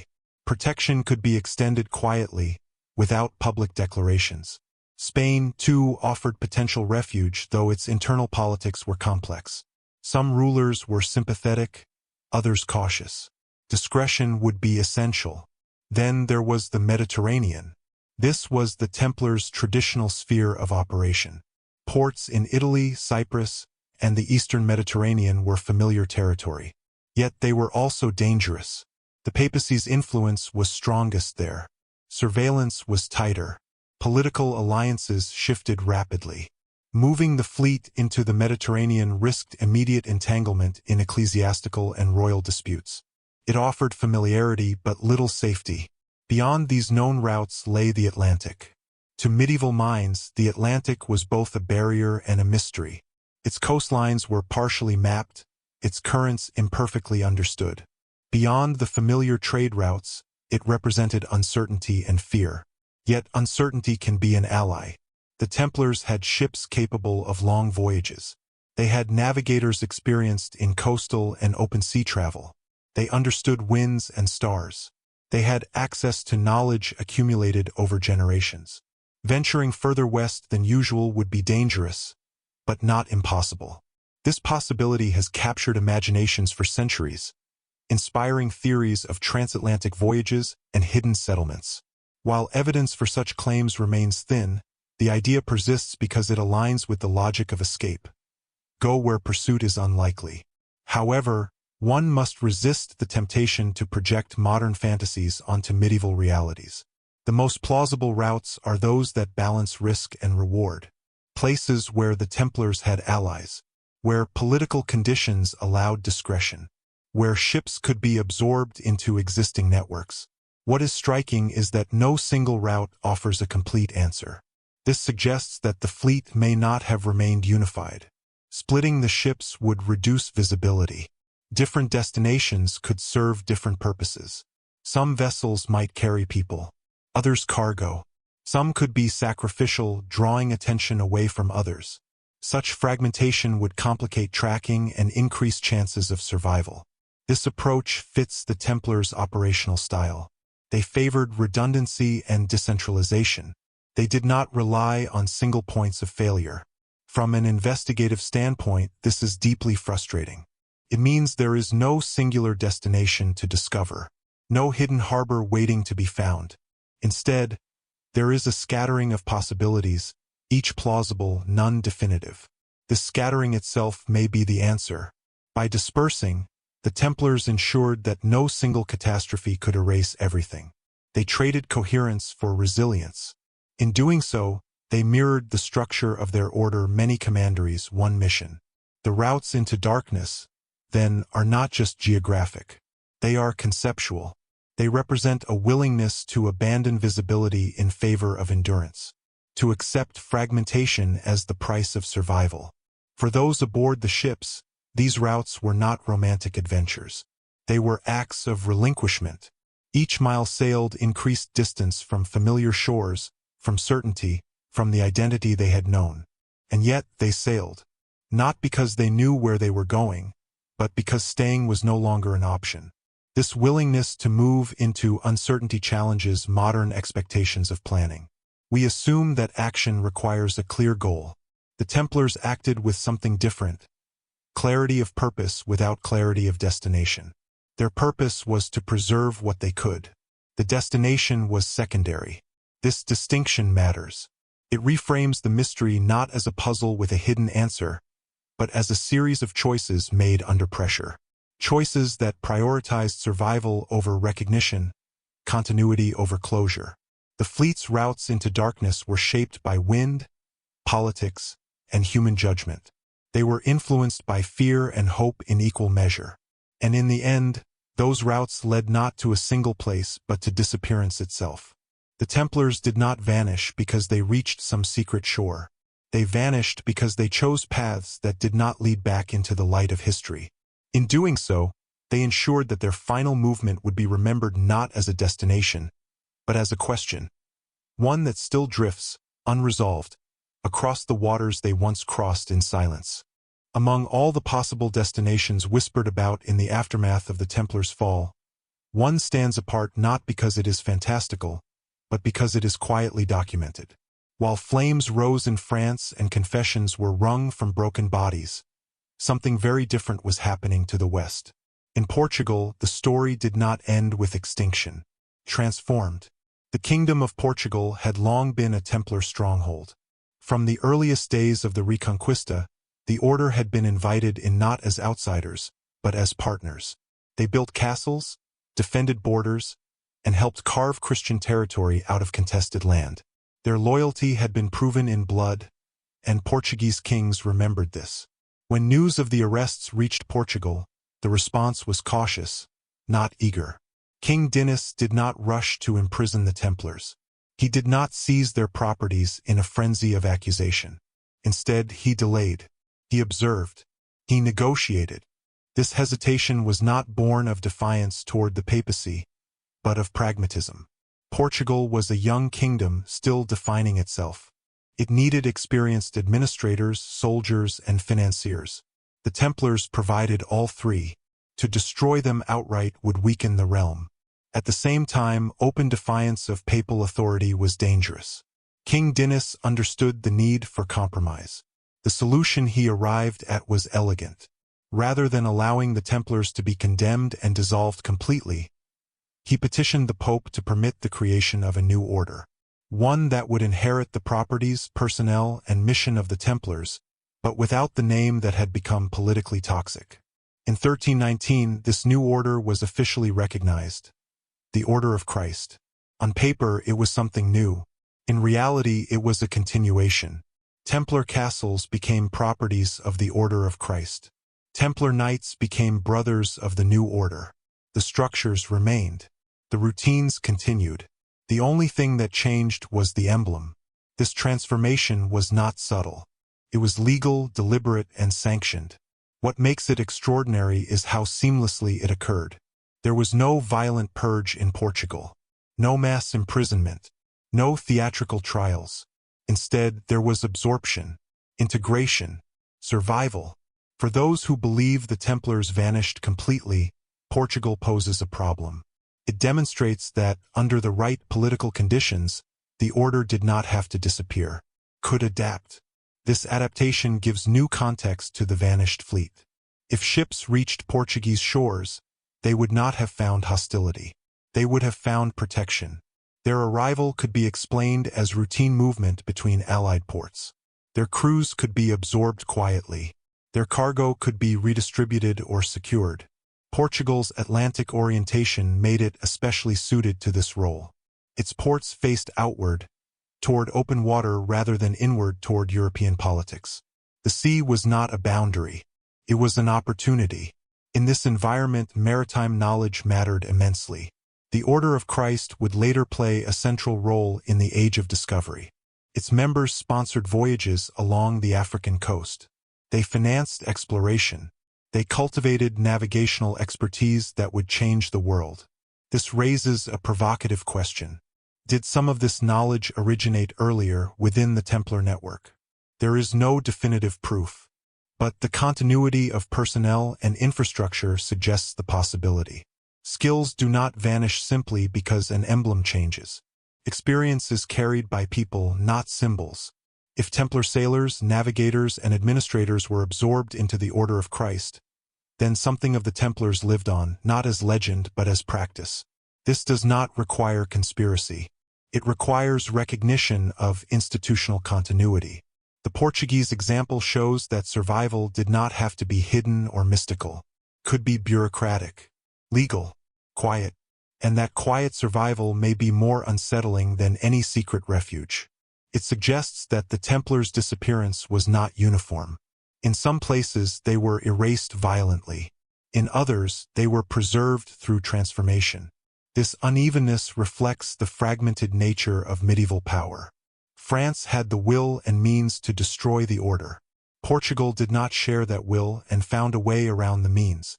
For the brothers involved, this difference was everything. Those who reached Portuguese territory may have found a semblance of continuity. They could remain within a familiar structure. They could serve without renouncing their identity entirely. They could adapt without disappearing. This stands in stark contrast to the fate of their brothers elsewhere. It also complicates the narrative of the vanished fleet as a single, dramatic escape. Some ships may not have fled into obscurity at all. They may have sailed into legitimacy just under a different banner. This possibility challenges the romantic image of the Templars as shadows slipping into the unknown. It replaces it with something more grounded, and perhaps more powerful: survival through reinvention. Portugal offers a model of how institutions endure when names become liabilities. The Order of Christ did not proclaim itself the successor of the Templars. It did not advertise continuity, it simply absorbed it. Over time, memory softened. The stigma faded. What remained was function, and function shapes history far more reliably than myth. The vanished fleet, then, may not have vanished entirely. Parts of it may have docked, unloaded, and continued operating under new authority. Their disappearance was from one narrative, not from existence itself. This reframing invites us to reconsider what it means to vanish. To vanish is not always to cease. Sometimes it is to change shape so completely that recognition becomes impossible. Portugal's quiet sanctuary reminds us that history's loudest endings often conceal its most enduring survivals. And in that quiet transformation, the legacy of the Knights Templar may have sailed on, not into legend, but into the very currents that would soon carry Europe into a new age. Beyond the ordered courts of France and the cautious pragmatism of Portugal lay a very different landscape, one defined not by stability, but by fracture. Scotland at the beginning of the 14th century was a land suspended between worlds. It was politically isolated, militarily exhausted, and spiritually estranged from Rome. And in that isolation lay possibility. At the time of the Templars' destruction, Scotland was under excommunication. Robert the Bruce, having seized the Scottish throne, had killed a rival in a church and defied papal authority. As a result, the kingdom existed outside the full reach of the church's legal and moral enforcement. Papal decrees carried less weight here. Royal commands from France meant nothing. For men seeking refuge from both crown and papacy, this mattered deeply. Scotland was not a sanctuary in the conventional sense. It was poor, unstable, and frequently at war. But it offered something rare: indifference to the accusations consuming Europe. In a land already condemned by Rome, the label of heresy lost its power. This context gave rise to one of the most enduring legends surrounding the Knights Templar, that they found shelter in Scotland after their fall. Like all such legends, it must be approached with caution. Hard evidence is scarce. Records are fragmentary. Stories were written down long after the events they describe. Yet the persistence of the idea itself demands attention. Scotland was not an obvious choice for refuge. Its ports were smaller, its resources limited. Supporting an entire fleet would have been difficult. But refuge does not require comfort. It requires distance from danger. The Templars understood this distinction. If ships reached Scottish waters, they would not have arrived to grand welcomes or organized absorption. They would have arrived quietly, seeking concealment rather than continuity. Small harbors, remote islands, and rugged coastlines offered hiding places far from royal scrutiny. The geography of Scotland favors disappearance. Its western coast is a maze of inlets, locks, and islands. Even today, navigation there is complex. In the medieval period, it was a realm of shadows. For sailors accustomed to the Atlantic, these waters would have been challenging but navigable. And for those wishing to avoid notice, they were ideal. Legends speak of Templars fighting alongside Scottish forces at the Battle of Bannockburn in 1314, turning the tide against the English. The story is dramatic, compelling, and unproven. Contemporary sources do not confirm it. Yet the persistence of the tale suggests something deeper than mere fantasy. It reflects a belief that the Templars, stripped of their formal identity, aligned themselves with causes that mirrored their own struggle resistance against overwhelming authority. Scotland's war for independence embodied this defiance. Even without battlefield involvement, the presence of individual Templars in Scotland is plausible. Knights did not need banners or orders to survive. They needed anonymity. In a land already destabilized, newcomers could blend into the margins. This raises an important point. Survival does not require institutions. It requires people. The vanished fleet may not have delivered a visible continuation of the order to Scotland. It may have delivered individuals skilled, disciplined, and motivated who integrated quietly into local structures. Some may have joined other religious orders. Others may have entered noble households. Some may have disappeared into rural life, carrying their past in silence. This kind of survival leaves little trace. And yet, traces exist not in documents but in patterns. Scottish traditions of secret brotherhoods, later romanticized and mythologized, often emphasize loyalty, silence, and resistance to external authority. These themes resonate strongly with the Templars' experience. Centuries later, Freemasonry would emerge in Scotland with rituals and symbols that some claim echo Templar traditions. Historians debate these connections fiercely. Many dismiss them as imaginative retrofitting. And they may be right. But even if there is no direct lineage, the cultural environment of post-Templar Scotland was fertile ground for such ideas. A land shaped by exile, defiance, and quiet endurance would naturally generate myths of hidden orders and preserved knowledge. The Templars, whether present or not, fit neatly into this narrative. What matters is not whether the legends are literally true, but why they took root where they did. Scotland represented the edge of Europe, politically, spiritually, geographically. It was a place where the rules had already broken down, where authority was contested, where survival depended on adaptability rather than conformity. For an order cast out by the very institutions it had served, this environment would have felt familiar. The idea that some Templars sought refuge here is not implausible. It is human, but Scotland also represents a limit to what refuge could provide. There was no powerful mechanism for reinvention here, as there was in Portugal. No legal transformation, no sanctioned continuation. Survival in Scotland would have been personal, not institutional. This distinction matters. It suggests that the vanished fleet's purpose was not uniform. Some ships may have sought legitimacy, others concealment, some continuity, others disappearance. Scotland fits the last category. It was a place to vanish into history rather than reshape it openly. And perhaps that is why Scotland looms so large in the imagination. It embodies the unresolved nature of the Templars' end. A place where certainty dissolves and possibility lingers. The absence of firm evidence frustrates historians, but it also reflects reality. Those who wish to disappear would not leave records behind. In that sense, Scotland's silence may be its testimony. A land already cast outside the Church's protection offered a kind of refuge that no papal decree could undo. For men weary of obedience twisted into persecution, that refuge, however harsh, may have been enough. Whether the fleet reached Scotland in force or only in fragments may never be known. But the idea that the Templars found shelter at the edge of Europe speaks to a deeper truth. When institutions collapse, survival often moves to the margins. And in those margins, far from courts, trials, and flames, history does not end. It simply grows quieter. Scotland, battered and defiant, offered exactly that kind of quiet. Beyond the familiar coastlines and contested ports of Europe lay a question that unsettles even cautious historians. How far could medieval ships really go? For generations, the Atlantic had been treated as an edge, an expanse of danger rather than destination. Yet edges have a way of inviting curiosity, especially to those with the skill, resources, and motivation to push beyond them. The Knights Templar were not dreamers chasing myths. They were practical men who understood risk.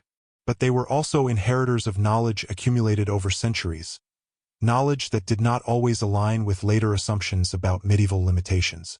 The Atlantic was feared, but it was not unknown. Coastal navigation along the western shores of Europe had existed long before the Templars. Fishermen ventured far from land. Traders moved between Iberia, Brittany, and the British Isles. The Norse had crossed the North Atlantic centuries earlier, establishing settlements in Iceland and Greenland, even reaching the shores of North America. This knowledge did not vanish. It lingered in oral traditions, fragmented maps, and the quiet expertise of sailors.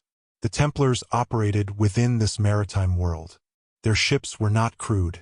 They were built for endurance, capable of carrying supplies for long voyages.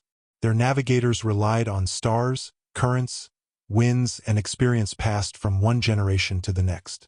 While they lacked modern instruments, they possessed something equally valuable: pattern recognition.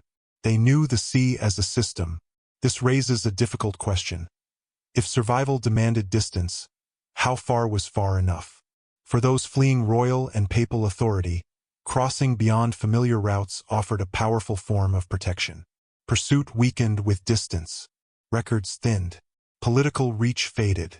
The further one traveled, the less control centralized power could exert. Yet distance came at a cost. Venturing westward into the open Atlantic was dangerous. Storms could appear without warning. Navigation errors could prove fatal. There were no reliable ports, no guaranteed resupply.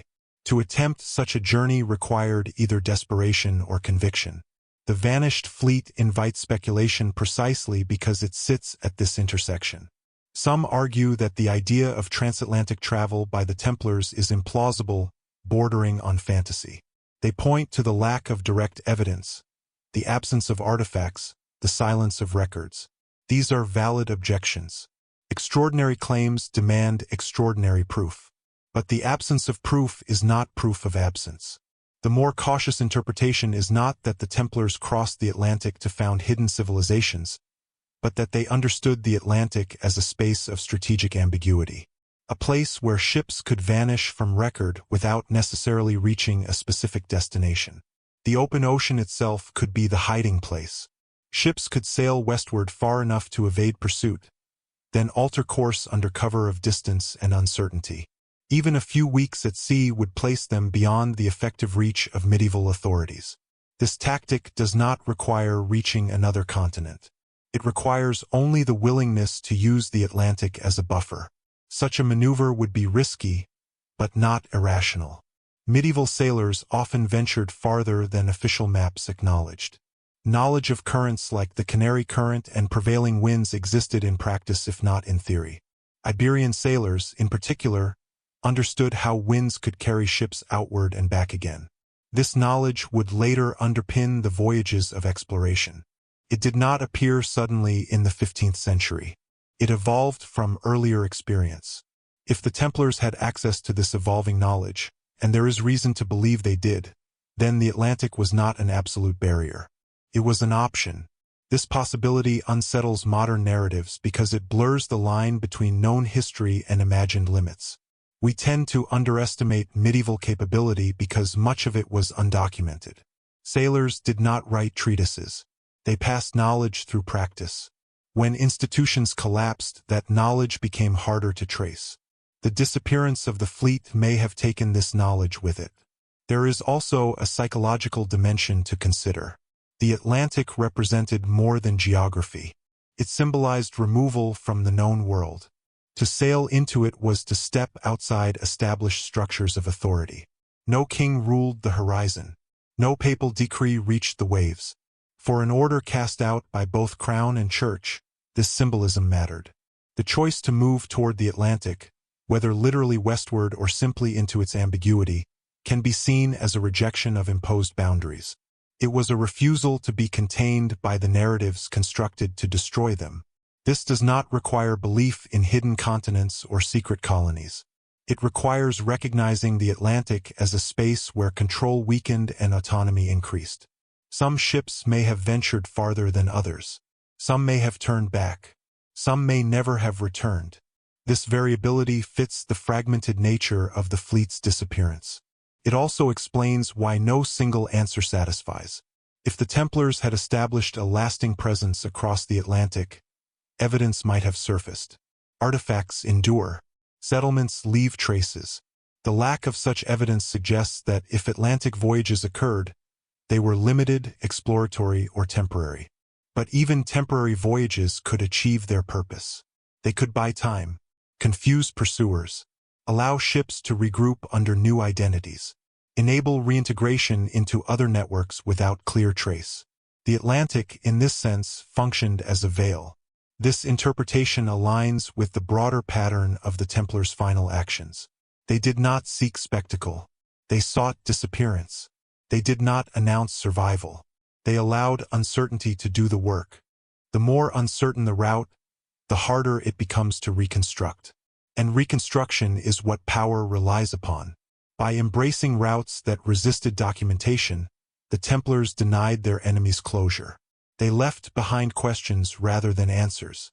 In doing so, they transformed the Atlantic from a physical space into a historical one, a realm of unresolved possibility. This is why Atlantic theories endure despite skepticism. They persist not because of proof, but because they resonate with the logic of escape. When all familiar doors are closed, the unknown becomes a refuge. The Templars were not explorers in the modern sense. They did not seek new worlds. They sought distance, autonomy, and survival. If that pursuit carried them farther than history can comfortably trace, it is not because they intended to vanish into myth, but because they understood that the sea, once crossed, does not easily give up its secrets. The Atlantic remains vast, silent, and indifferent. Much like history itself, it keeps what it takes. When the fires finally burned low and the last trials dragged toward their grim conclusions, one expectation remained stubbornly unmet. The great revelation never came. There was no dramatic unveiling of hidden riches, no sudden flood of gold into royal treasuries, no display of sacred objects paraded before the public as proof of guilt or triumph. Instead, there was an absence so persistent it became impossible to ignore. The treasures that had been whispered about for generations never reappeared. This absence was not merely disappointing to the crown. It was destabilizing. The narrative of the Templars as corrupt hoarders depended on the recovery of wealth commensurate with their alleged crimes. Confiscated lands and buildings could be explained. Seized revenues could be counted. But the legendary movable wealth, the gold, silver, relics, and documents said to define the order's power, remained stubbornly out of reach. Royal accountants took stock of what they had gained and quietly realized it was not enough. The Templars were wealthy, yes, but not in the way myth suggested. Much of their value lay in land, rights, and networks, assets difficult to liquidate quickly.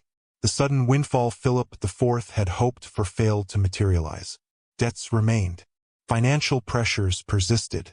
This discrepancy fueled suspicion. If the Templars were as powerful as claimed, where was the proof? Where were the chests of gold? Where were the relics said to have been carried from Jerusalem? Where were the documents that could have reshaped political and ecclesiastical power? Their absence demanded explanation.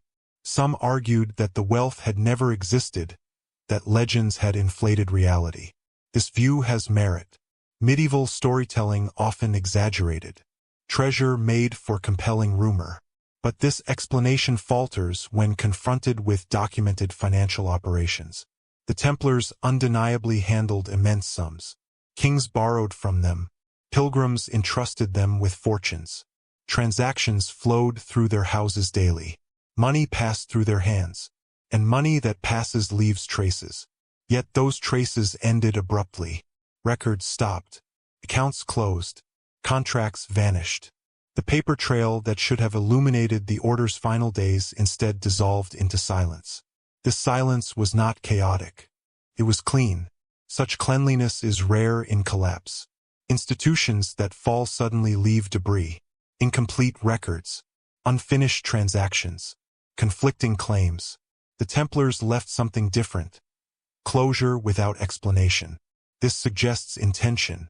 Whatever movable wealth the order possessed appears to have been addressed deliberately. Not all of it necessarily removed, but enough to prevent dramatic seizure.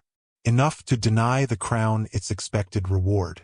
This denial reshaped the legacy of the trials. Without treasure to display, the moral justification weakened. The public saw men burned, but not proof unveiled. Faith in the process eroded quietly, if not openly. For later generations, this absence became fertile ground for speculation. Stories multiplied. Some claimed the Templars hid vast wealth in secret vaults. Others believed they carried relics of immeasurable spiritual power. The Ark of the Covenant, the Holy Grail, fragments of the True Cross. These legends grew not because evidence supported them, but because nothing replaced them. Silence invites imagination. Yet beneath the legends lies a more restrained possibility. The most valuable treasure the Templars possessed may not have been gold or relics, but information. Contracts, debts owed to them, knowledge of financial obligations that could be enforced or forgiven, records of transactions involving kings and nobles. Such documents in hostile hands could be dangerous, in friendly hands invaluable. Removing them would have been a priority. Paper is light, portable, easy to conceal. Unlike land or buildings, it can vanish completely. If such records were loaded onto ships and carried beyond reach, they would leave little trace. This would explain why later claims against the Order's debtors faded quietly. Without documentation, enforcement became difficult. Obligations dissolved into ambiguity. The destruction of the Templars thus achieved one goal, erasing a creditor, while failing to secure its records. The result was financial relief through absence rather than acquisition. But documents were not the only form of treasure that failed to reappear. Sacred objects entrusted to the Templars by pilgrims and patrons also vanished from record. Some may never have existed as unique items. Others may have been returned quietly. A few may have been absorbed into other institutions without acknowledgement. The lack of spectacle is telling. Relics, when seized, were powerful symbols. Displaying them reinforced authority. Their absence deprived the crown and church of this symbolic victory. Again, silence prevailed. This pattern repeats across categories. Gold unaccounted for, relics unclaimed, records incomplete, ships gone, people missing. Individually, each absence might be explained. Together, they form a pattern too consistent to ignore. The Templars did not lose everything. They lost visibility, and visibility is what power demands. By denying their enemies tangible proof, the Templars ensured that their destruction would never feel complete. Something always remained unresolved. This unresolved quality shaped the emotional afterlife of the Order. Without recovered treasure, the trials felt hollow. Without definitive proof, guilt remained contested. Without closure, the story remained open. For historians, this presents a challenge. Absence cannot be measured easily. It resists quantification. Yet it is often more revealing than presence. The treasures that never reappeared tell us less about what the Templars possessed than about what they chose to remove from history's grasp. This choice speaks to priorities. If survival had been the sole goal, individuals would have fled independently. If wealth had been the goal, gold would have been hidden inland. If revenge had been the goal, secrets would have been exposed. Instead, what we see is restraint. The Order did not lash out. It did not reveal scandals. It did not attempt to destabilize its enemies publicly. It withdrew quietly, taking with it whatever it deemed essential. That essential core may have been continuity itself. Treasure, in this sense, becomes symbolic. What mattered was not accumulation, but preservation. Not display, but endurance. The fact that the treasures never reappeared does not mean they were vast or mystical. It means they were successfully removed from the narrative of defeat.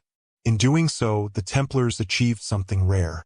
They denied their destroyers the satisfaction of finality. Even today, discussions of the Order circle back to what was never found, what was never proven, what was never explained. The missing treasures are not just objects. They are questions. Questions that persist because they were never answered by force or fire. And perhaps that was the final, quiet victory of an Order that understood power well enough to know when to let it go. Among the thousands who were arrested, interrogated, and condemned. There was a quieter group whose presence is harder to trace but impossible to ignore. They were not leaders whose deaths were recorded in chronicles, nor rebels whose defiance became legend. They were ordinary brothers of the order, men who endured the collapse of everything they had known and chose a form of resistance that left no visible mark. They chose silence. In the cells of Paris and provincial prisons across France, the pressure to speak was relentless. Torture was not an occasional cruelty. It was a system. Pain was applied methodically, escalating when answers were deemed insufficient. The goal was not merely confession but confirmation, statements that reinforced a predetermined narrative. Many broke. Some said whatever was required to make the pain stop. Others repeated accusations they had heard, shaping their words to match expectations. These confessions were recorded carefully, then used to justify further arrests and harsher measures. But a significant number did not comply. They endured. This endurance is often overshadowed by the spectacle of forced confession, yet it may be one of the most revealing aspects of the Templars' final days. Silence under torture is not passive. It is an act of will that demands extraordinary discipline. The Templars were trained for this kind of discipline from the moment they entered the order. Obedience was absolute. Personal comfort was irrelevant. Pain was something to be mastered, not avoided. On the battlefield, this discipline made them formidable. In prison, it made them terrifying to interrogators. Those who remained silent did not do so out of ignorance. They knew what was being asked of them. They understood that information about ships, routes, documents, or missing brothers was valuable. And they understood that once spoken, it could not be retrieved. Silence became their final service. It is tempting to romanticize this choice, to imagine heroic defiance in every unspoken word. The reality was harsher and more human. Silence meant prolonged suffering. It meant watching others break and be rewarded with temporary relief. It meant isolation, despair, and the creeping doubt that their sacrifice would matter. Yet they persisted. This persistence suggests that they believed something was still worth protecting. Not necessarily treasure or secrets in the dramatic sense, but people, plans, continuity. Those who had escaped, those who had sailed away, depended on silence. Every name withheld, every route unmentioned, every document left undescribed increased the chances that something of the order would survive beyond the reach of the trials. In this sense, silence was not resignation. It was coordination. The brothers who chose silence were part of the same final strategy as those who departed. One group moved, the other stayed. One vanished, the other endured. Together they formed a last, unspoken alliance. This alliance required trust of the highest order. A man enduring torture had to believe that his suffering served a purpose, that somewhere beyond the walls of his cell, his silence mattered, that he was not simply being destroyed, but buying time, space, or safety for others. Whether that belief was justified is difficult to prove, but the consistency of silence suggests it was shared. Interrogators noticed this. Records from the trials reveal frustration. Some prisoners refused to elaborate. Others answered narrowly, offering nothing beyond what was already known. Attempts to extract details about missing assets or ships often failed. This resistance did not halt the process. The trials continued. Sentences were passed. But the lack of actionable information limited the Crown's ability to pursue what had vanished. Silence also disrupted the narrative of guilt. If the Templars were part of a vast, corrupt conspiracy, one would expect at least some to betray it fully under extreme pressure. That so many did not raised uncomfortable doubts, even among those overseeing the trials. These doubts were suppressed, but they lingered. For the men who chose silence, the cost was often death. Some died in prison, their bodies weakened by torture and neglect. Others were executed publicly, their final moments recorded by witnesses who claimed they maintained their innocence to the end. Their names, in most cases, are lost. History remembers leaders and martyrs.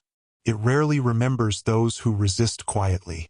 Yet these silent brothers may have played a more decisive role in shaping the order's legacy than those whose deaths became symbolic.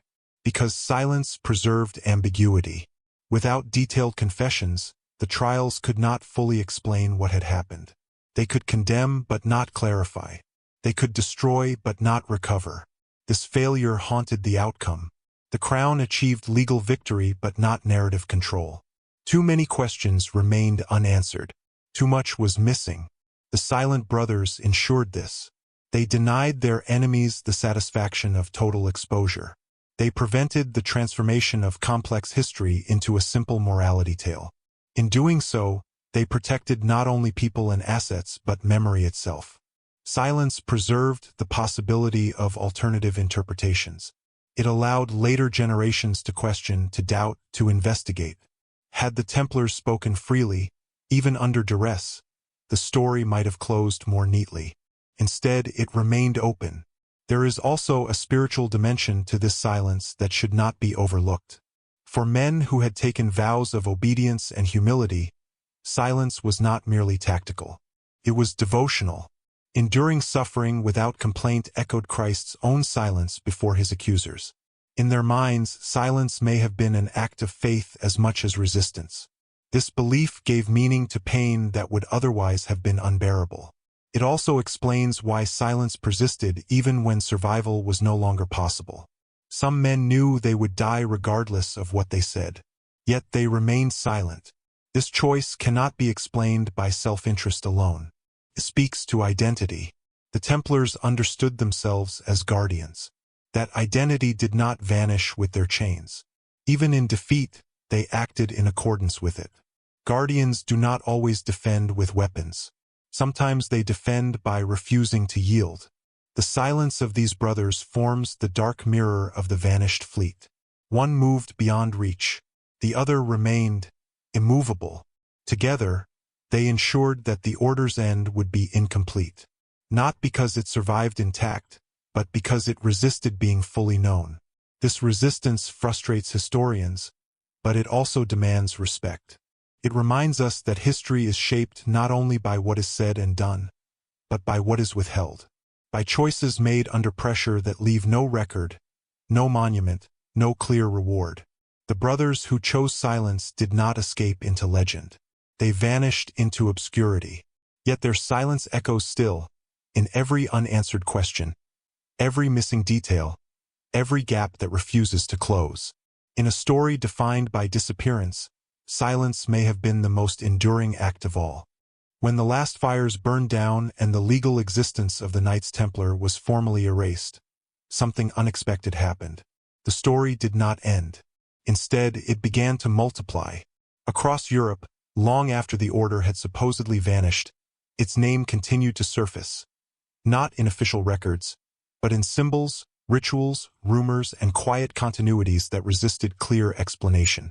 The Templars disappeared as an institution, yet their presence lingered in forms that were difficult to trace and even harder to dismiss.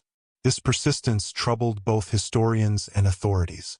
Normally, when an order is destroyed so completely, its memory fades quickly. Former members assimilate. Properties are redistributed. Customs dissolve. Within a generation, only footnotes remain. But with the Templars, something different occurred. Their absence created a vacuum that filled itself with echoes. Some of these echoes were concrete. Others were cultural. Many hovered uncomfortably between the two. In several regions, new orders emerged or existing ones expanded in ways that felt oddly familiar. Structures of hierarchy resembled those of the Templars. Certain rules echoed their emphasis on discipline, secrecy, and loyalty. In some cases, properties once held by the Templars passed into these new hands with little resistance, as if the transition had been anticipated. Portugal is the clearest example, but it is not the only one. Elsewhere, especially in parts of Spain and the Holy Roman Empire, former Templar lands and personnel seem to have been absorbed into other military or religious institutions. Officially, these were transfers of convenience. Unofficially, they allowed experience, relationships, and traditions to persist under new banners. This continuity was rarely acknowledged. Public association with the Templars was dangerous. Their name carried stigma, suspicion, and the threat of renewed investigation. Any survival had to be quiet, indirect, and deniable. And so it was. Over time, the Templars became less a historical entity and more a symbolic one. They transformed from a living order into an idea, one that could be invoked, reshaped, and projected onto new contexts. This is where myth begins to blur with memory. Stories circulated of hidden brotherhoods preserving ancient wisdom, of secret signs used to recognize fellow initiates, of vows passed down in altered form. None of these stories can be proven conclusively. Many were likely exaggerations or inventions. Yet the sheer volume and geographic spread of such tales is striking. They appear not only in one region or century, but across time and place.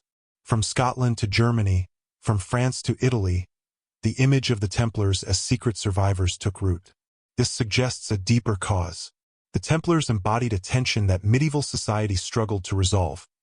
The idea of disciplined, organized power that operated beyond direct royal or ecclesiastical control. Their destruction did not eliminate that tension. It merely suppressed its most visible expression. The need for such structures did not disappear. As Europe moved into the late medieval and early modern periods, new organizations arose to fill similar roles. Some were economic, others were political, a few were spiritual. Many combined elements of all three.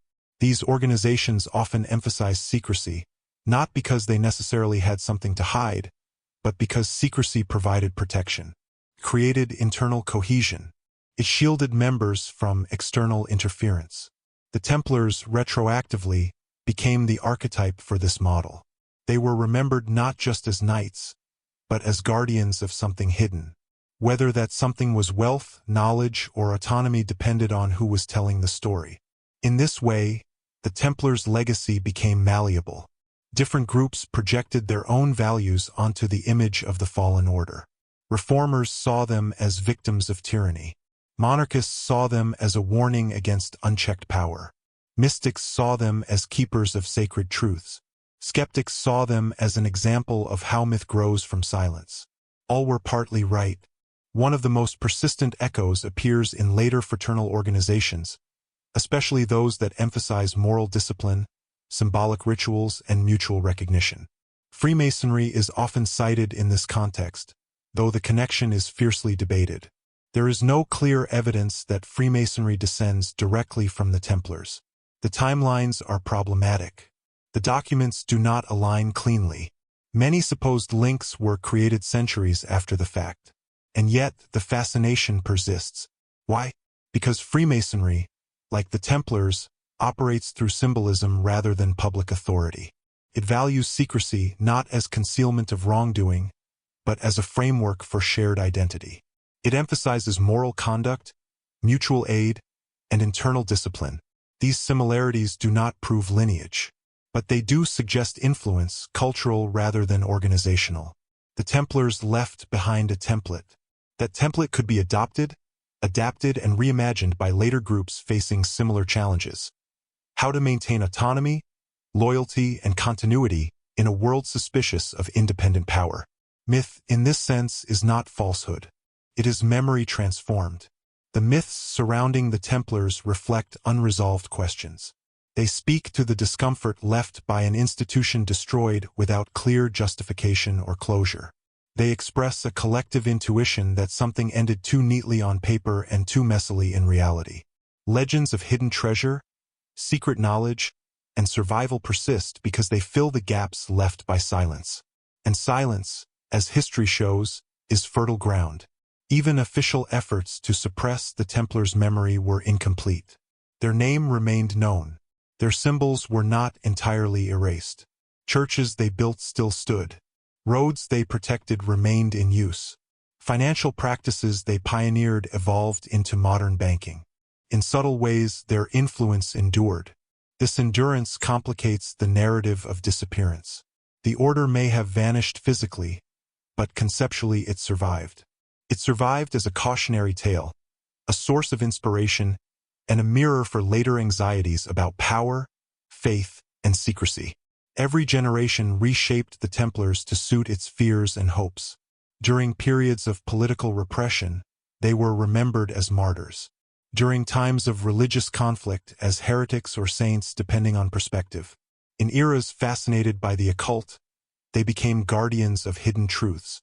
In modern popular culture, they became symbols of conspiracy and mystery.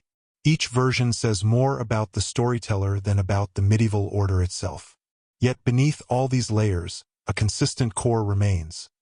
The sense that the Templars did not simply end, that their story resists finality. This resistance is not accidental.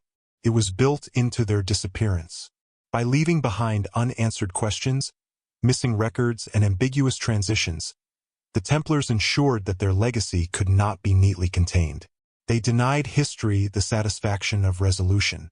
As a result, their memory became dynamic rather than static. This dynamism is rare. Most medieval institutions are frozen in time, defined by their rise and fall. The Templars continue to move through history, reshaped by each retelling. That movement is itself an echo. It suggests that the Order's final act, withdrawal, silence, transformation, was not merely about survival in the immediate sense. It was about ensuring that their destruction would never be the last word. Whether intentionally or not, they created a legacy that could not be extinguished by decree. The echoes in later orders and myths are not proof of hidden survival. They are proof of unresolved impact. The Templars mattered too much and ended too abruptly to fade quietly. And so they linger, not as knights on horseback or ships on the horizon, but as a question that refuses to settle.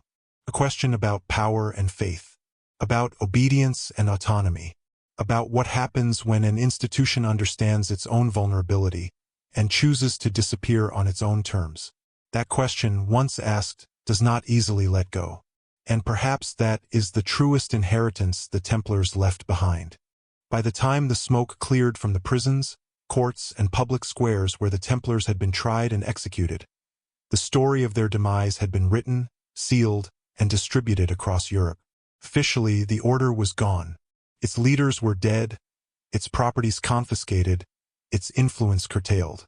Yet beneath this apparent clarity, an uneasy tension persisted. A gap between what historians accepted as fact and what the surviving evidence suggested, fragmentary and ambiguous as it was. This tension has defined how the Templars have been studied, remembered, and mythologized. Even contemporary observers struggled with the contradictions. The confessions obtained under torture were compelling in form but inconsistent in substance. Some described lurid rituals and heretical practices in excruciating detail, while others refused to implicate themselves beyond the barest acknowledgement of obedience to the order. Repeated interrogations produced statements that were clearly coached, altered, or extracted under duress. To a modern reader, the contradictions are obvious. To contemporaries, they were troubling, even if inconvenient. Financial records add another layer of complexity. Property transfers, land seizures, and the absorption of Templar holdings into other institutions were meticulously documented. But the movable wealth, the gold, silver, relics, and ships that had been the source of both fear and envy, remained largely unaccounted for. This absence created a paradox. How could an order so wealthy, so systematized, be erased so thoroughly, yet leave such gaps in the record?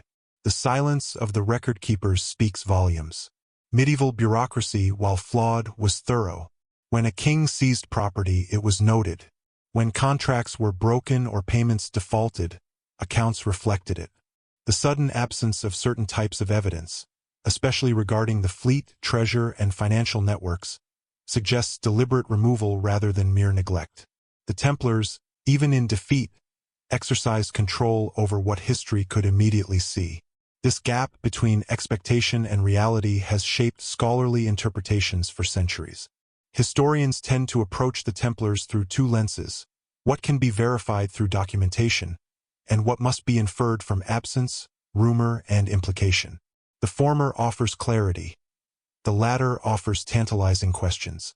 And it is the latter that continues to capture the imagination, precisely because it resists easy resolution.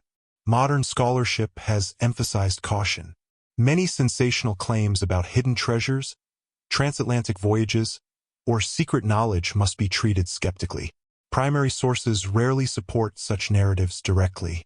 Yet dismissing them outright risks overlooking the patterns of organization, foresight, and strategic thinking that the Templars clearly exhibited. Their disappearance was not random or chaotic. It was calculated, deliberate, and guided by principles of continuity, loyalty, and survival. Political context is essential to understanding these choices. France under Philip IV was a kingdom under pressure, financially and politically. The Templars represented a challenge not only because of their wealth but because of their independence. They answered only to the Pope, a fact that undermined royal authority and provoked fear in a king determined to consolidate power. The order's elimination was therefore as much about controlling narrative and influence as it was about punishing alleged heresy. Yet even the political narrative cannot fully explain the gaps left behind. If Philip's aim had been total control of wealth, personnel, and information, then the fleet, the records, and the movable assets should have been secured. They were not. This failure suggests either extraordinary foresight on the part of the Templars, exceptional logistical skill, or both. Whatever the case, the result was that certain elements of the order effectively slipped through the grasp of both the crown and the church. This slipping creates a profound ambiguity. The Templars had been a visible institution, structured for accountability, recorded meticulously in the annals of multiple kingdoms. Their disappearance was therefore highly unusual. It was not a sudden collapse like that of a city under siege. It was an orchestrated withdrawal, selective and purposeful. Some brothers were imprisoned, some executed, some vanished. Some property was seized, some preserved. The narrative of destruction was true in one sense, but incomplete in another. That incompleteness has practical consequences for historical reconstruction. Scholars are forced to work with gaps, silences, and conflicting testimony. The absence of certain types of evidence, particularly regarding ships, treasures, and networks, means that every interpretation carries a degree of speculation. Even the most conservative accounts must acknowledge uncertainty. At the same time, this ambiguity reveals the sophistication of the Templar strategy. They understood the limitations of opponents, the vulnerabilities of documentation, and the importance of discretion. Their ability to preserve portions of their order, even in the face of overwhelming force, demonstrates a level of operational intelligence that is often underestimated. Survival was not about defiance alone. It was about selective retreat, careful preservation, and disciplined silence. The Templars' enduring influence is evident in later institutions. Elements of their organizational structure, financial practices, and maritime knowledge persisted in new contexts, often under different names or within newly created orders. Portugal's Order of Christ provides a clear example, but similar patterns of absorption and continuity occurred elsewhere. These continuities were subtle, bureaucratic, and often invisible to those seeking immediate gratification or proof of wrongdoing. Culturally, the Templars' legacy extended beyond practical structures. The legends, symbols, and myths surrounding the order reflect the unresolved questions left by absence. Why had certain treasures not been recovered? Where had the fleet gone? How had some members escaped while others were captured? These questions filled the gaps left by silence and partial record-keeping. They created space for speculation, ritualized memory, and myth-making that would persist for centuries. Even today, the story of the Templars is shaped as much by what is unknown as by what is known. Historians can document trials, property seizures, and the deaths of leaders, but the missing elements, the fleet, movable wealth, hidden knowledge, remain frustratingly elusive. They are the shadows that give the narrative its enduring intrigue. Without them, the story would be one of simple destruction. With them, it becomes a complex interplay of strategy, foresight, and human resilience. In this way, the Templars challenge the way we think about history itself. History is often treated as a linear record. Events occur, documents are written, outcomes are noted. The Templars demonstrate that history can also be curated, manipulated, and shaped by those who understand the power of silence and absence. Their disappearance was not merely physical. It was informational. They controlled what would survive and what would vanish, leaving gaps that continue to puzzle scholars and captivate the imagination. Ultimately, the story of the Templars reminds us that history is rarely complete. It is composed of records and absences, truths and ambiguities, action and inaction. To study the Templars is to confront the limits of certainty, to recognize the deliberate strategies that shape both survival and memory, and to acknowledge that sometimes the most important legacies are those that cannot be fully documented. Their story is unfinished precisely because the order itself understood that disappearance, when executed with discipline, can be as powerful as any victory. By the time the trials of the Templars reached their conclusion, Europe had witnessed an extraordinary combination of spectacle, cruelty, and bureaucratic efficiency. Public executions, mass arrests, and confiscation of property created the appearance of a decisive, complete victory. And yet, beneath the surface of this apparent triumph, a far subtler narrative was unfolding. One that escaped the chroniclers, eluded royal officials, and quietly reshaped the meaning of survival. It is in this space, between recorded history and the unknown, that the true story of the Templars' final days begins to reveal itself. The Templars' disappearance was not merely physical. It was strategic. They understood the difference between being defeated and being erased. France, under Philip IV, sought total control. The order's lands, wealth, and personnel were theoretically within his grasp. Yet the measures he employed, arrests, torture, and execution, were focused on individuals rather than networks. They addressed visibility but not continuity. The order's structures, long built for resilience, were able to absorb shocks and shift critical components out of reach. Consider the fleet, for example. Ships do not vanish on their own. They require maintenance, crews, and navigation. They cannot be abandoned haphazardly if they are to survive. That the Templar fleet disappeared with apparent precision suggests not desperation, but prior preparation. Ships were provisioned. Crews were selected. Routes were chosen. Even the timing, coinciding with the arrests, indicates that these were not last-minute decisions but part of a broader contingency plan embedded in the order's operational procedures. The significance of this vanishing act extends beyond logistics. Ships were not merely assets. They were the order's lifelines, capable of carrying people, knowledge, and treasure out of harm's way. Their disappearance reflects a calculated prioritization of what mattered most. Survival over spectacle, continuity over confrontation. The order understood that royal authority could imprison or execute its members, but it could not seize what had already been removed from reach. Parallel to the fleet's disappearance was the deliberate silence maintained by many imprisoned Templars. Silence under torture is one of the most understated yet powerful forms of resistance in history. For men trained to obey, endure, and act in accordance with a higher purpose, choosing not to divulge information about missing ships, hidden treasures, or fellow brothers was both morally and strategically significant. Each word withheld protected those who had fled, ensured that the full extent of the order's plans remained opaque, and denied the crown complete narrative control.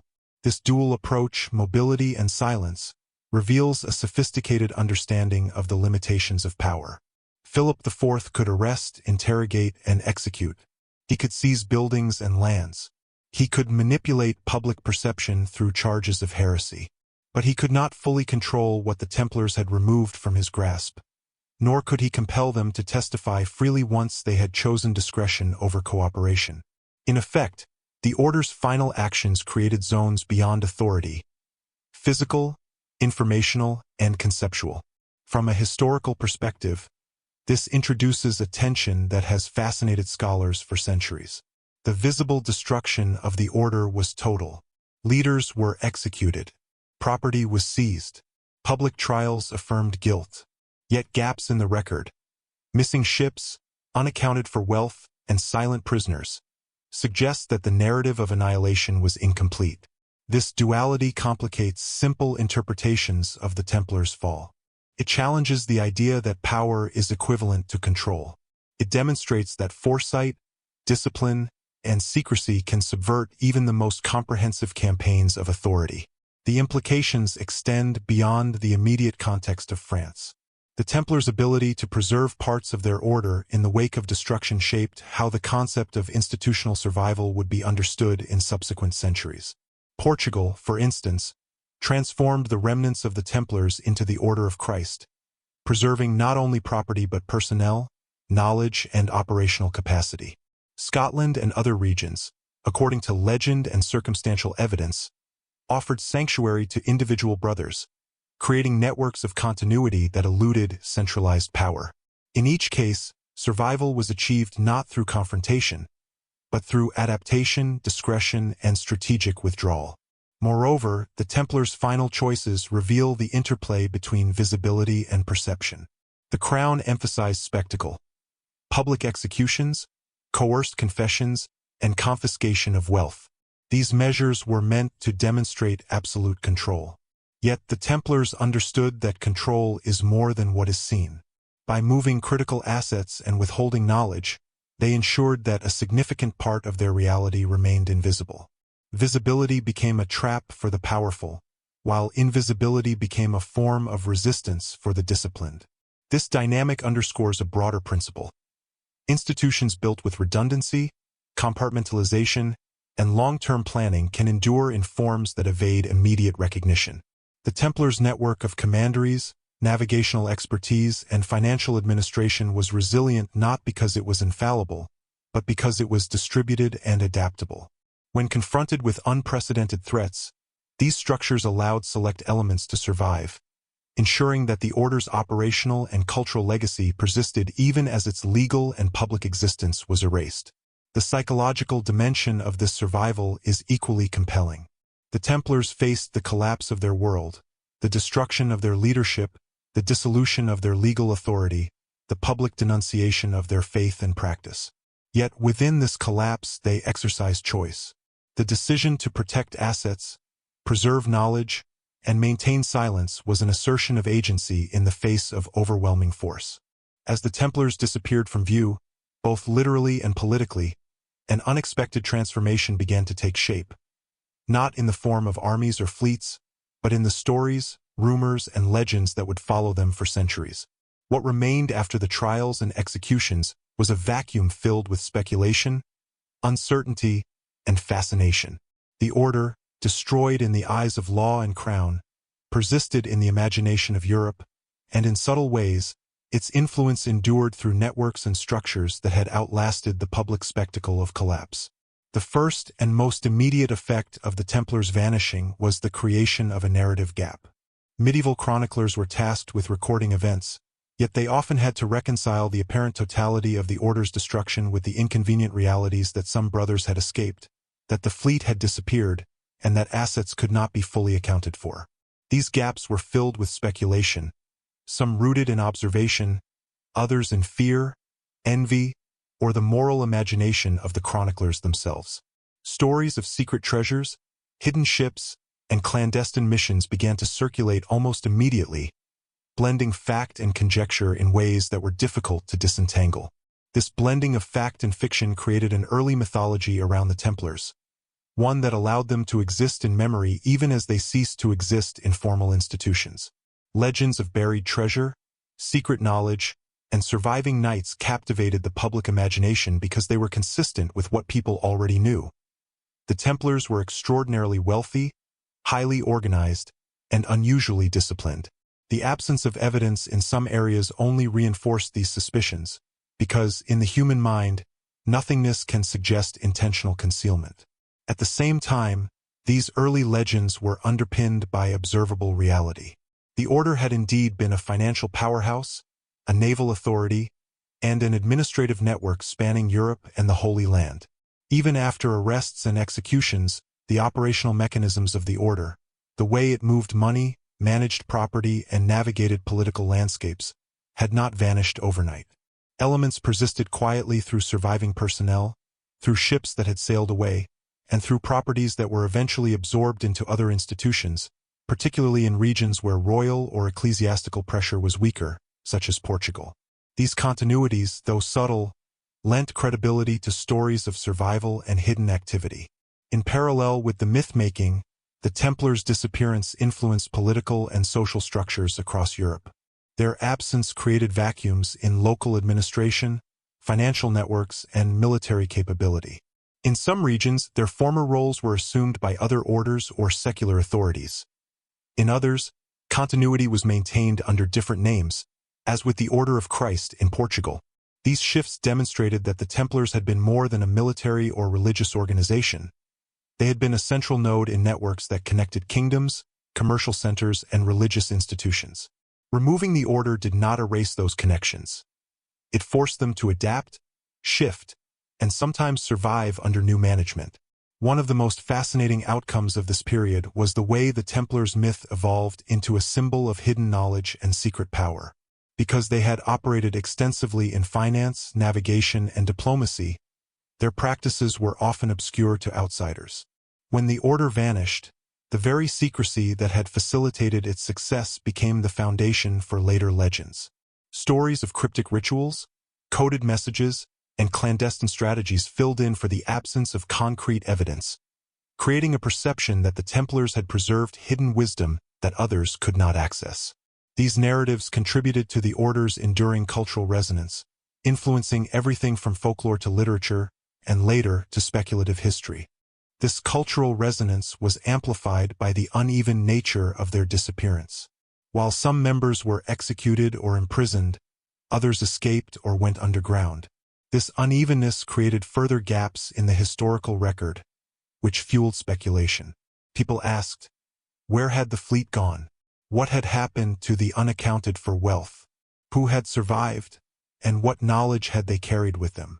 Because the order had been so disciplined and organized, even the process of erasure was structured. It left a deliberate ambiguity that only added to the fascination. Another important aspect of the post-collapse period was the psychological impact on contemporary and later observers. The Templars had represented, for centuries, an ideal of disciplined devotion, obedience, and skill. Their sudden removal, combined with the unresolved gaps in knowledge and wealth, created a cognitive tension. An institution so powerful, so organized, and so morally disciplined could not simply vanish. This tension led to a cultural need to fill the void with stories that made sense of what had been lost. Myths, legends, and conspiratorial interpretations were a response to this absence, offering narrative closure where factual evidence could not. The Templars' influence on later institutions was also significant. Knowledge, skills, and personnel did not vanish with the public order.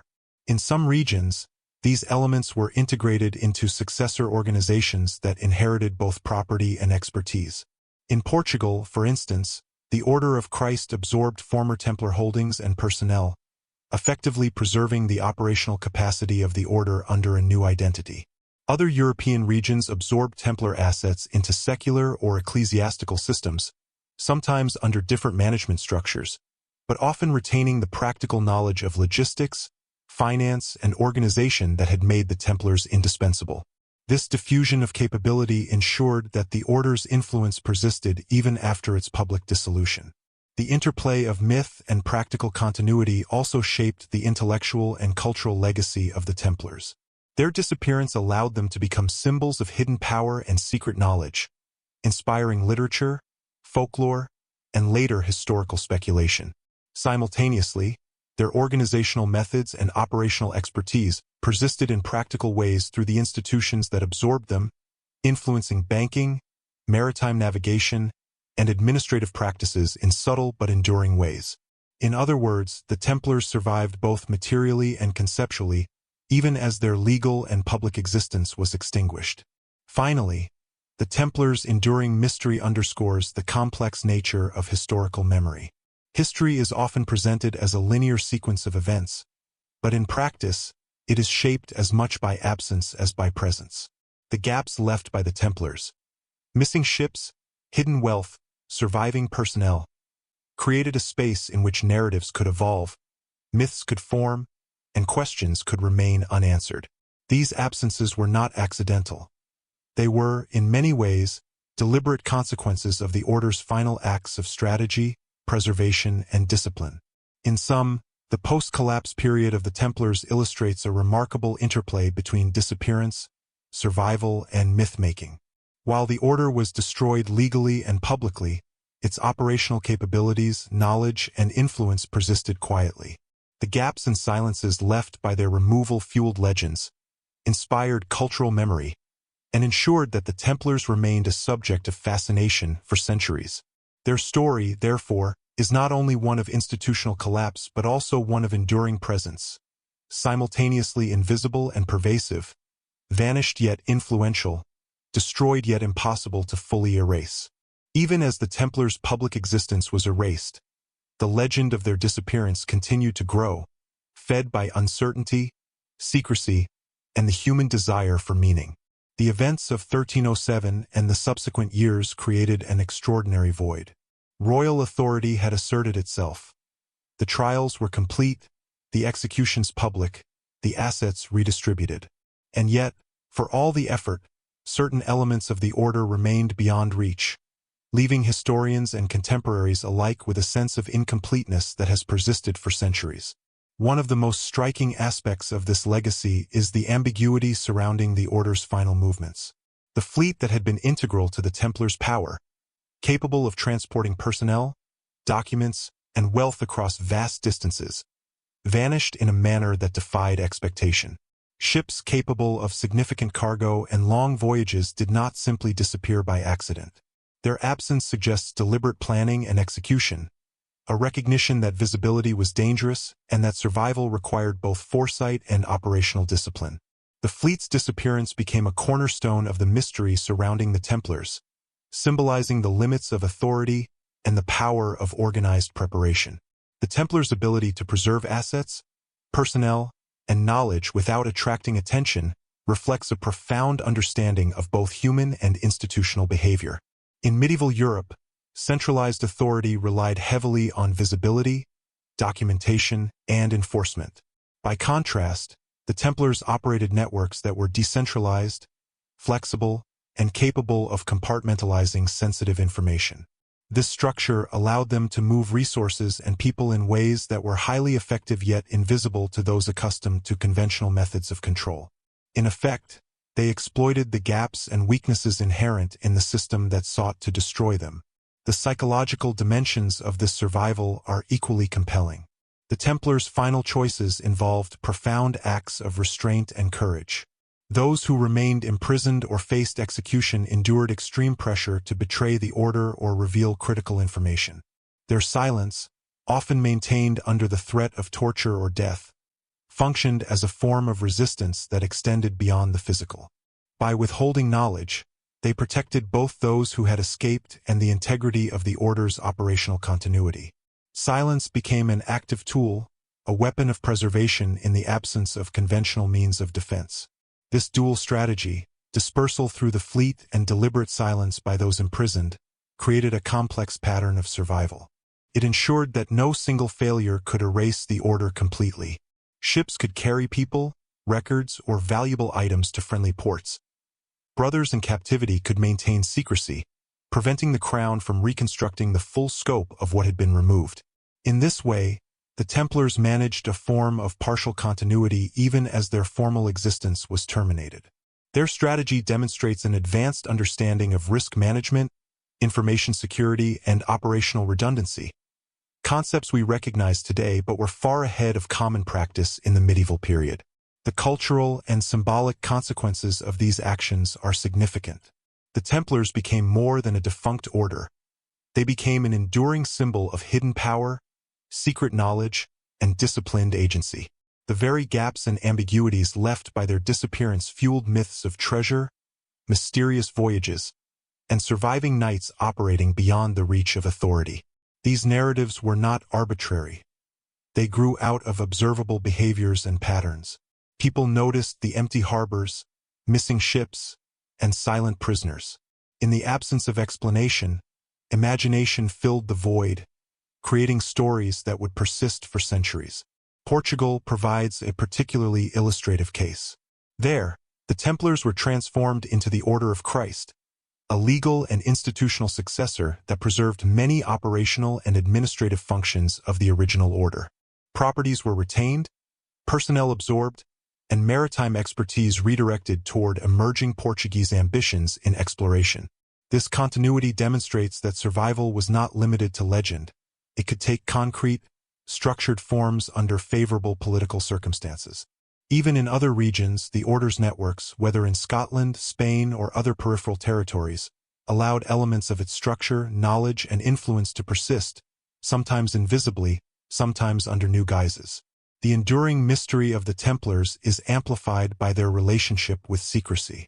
Unlike many medieval institutions, which relied on public recognition and formal documentation to assert authority, the Templars had long operated under conditions of controlled opacity.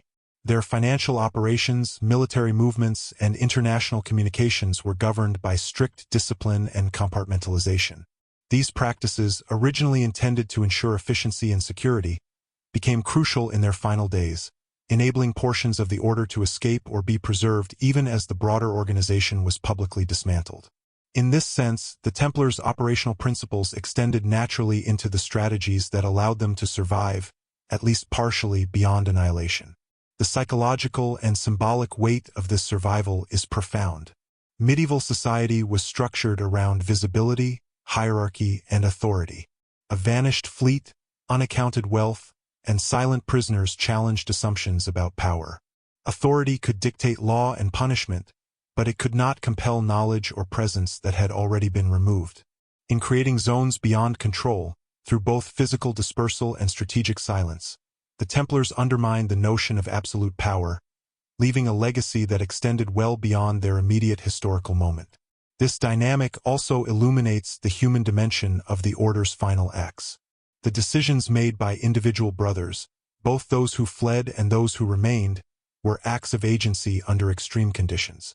Endurance under torture, careful management of resources, and strategic deployment of ships required moral courage, discipline, and foresight. These were not abstract qualities. They were lived in the moments of decision, in the transfer of cargo to unknown destinations, in the silent withholding of information that could have saved individual lives but endangered the collective. Survival, in this sense, was not about individual escape alone but about preserving the integrity of the Order's essential functions. Finally, the Templars' strategy of disappearance left a legacy that continues to fascinate scholars, writers, and the public alike. Their story is not simply one of failure or destruction. It is a story of calculated endurance. It demonstrates how institutions can survive in forms that are partially invisible, how knowledge and skill can be preserved even as legal existence is terminated, and how the boundaries of authority can be evaded without direct confrontation. The vanished fleet and the disciplined silence of imprisoned brothers constitute a coherent pattern of resilience, one that challenges conventional notions of power, collapse, and historical finality. In the interplay between disappearance, survival, and legend, the Templars achieved something remarkable. They transformed a narrative of annihilation into a narrative of enduring mystery. Their end was not total. It was incomplete, disciplined, and deliberate. The gaps they left behind, missing ships, silent prisoners, unrecorded treasures, ensured that their story would persist in questions, speculation, and myth. This incomplete ending is itself a testament to the strategic foresight, operational skill, and disciplined agency that defined the Order from its earliest days. The Templars' vanishing, therefore, cannot be understood as simple defeat. It must be read as a complex, multidimensional strategy. Physical, informational, and symbolic. In every sense, their disappearance reshaped the way power, knowledge, and survival could be understood in a medieval context. And centuries later, this strategy continues to captivate our imagination, inviting us to consider how an institution, destroyed on paper, can endure in ways that are invisible, resilient, and profoundly influential.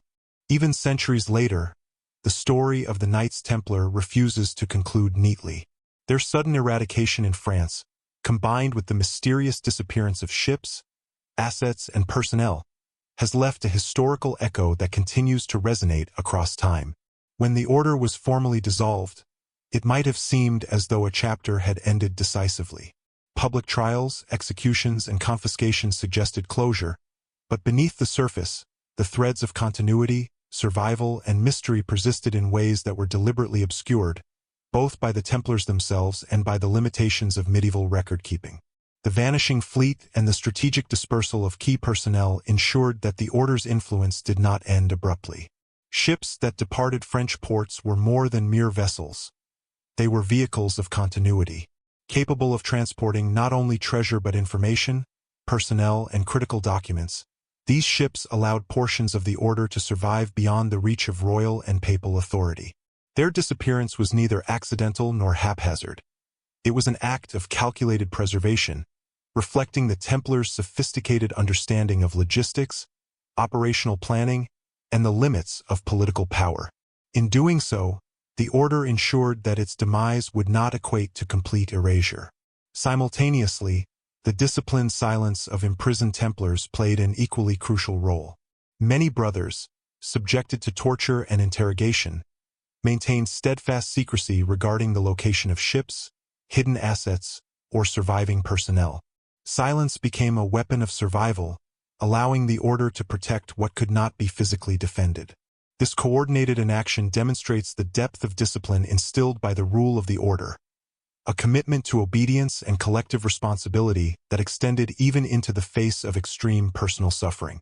By withholding knowledge, these individuals ensured that their enemies could not claim total control, leaving critical elements of the Order beyond reach.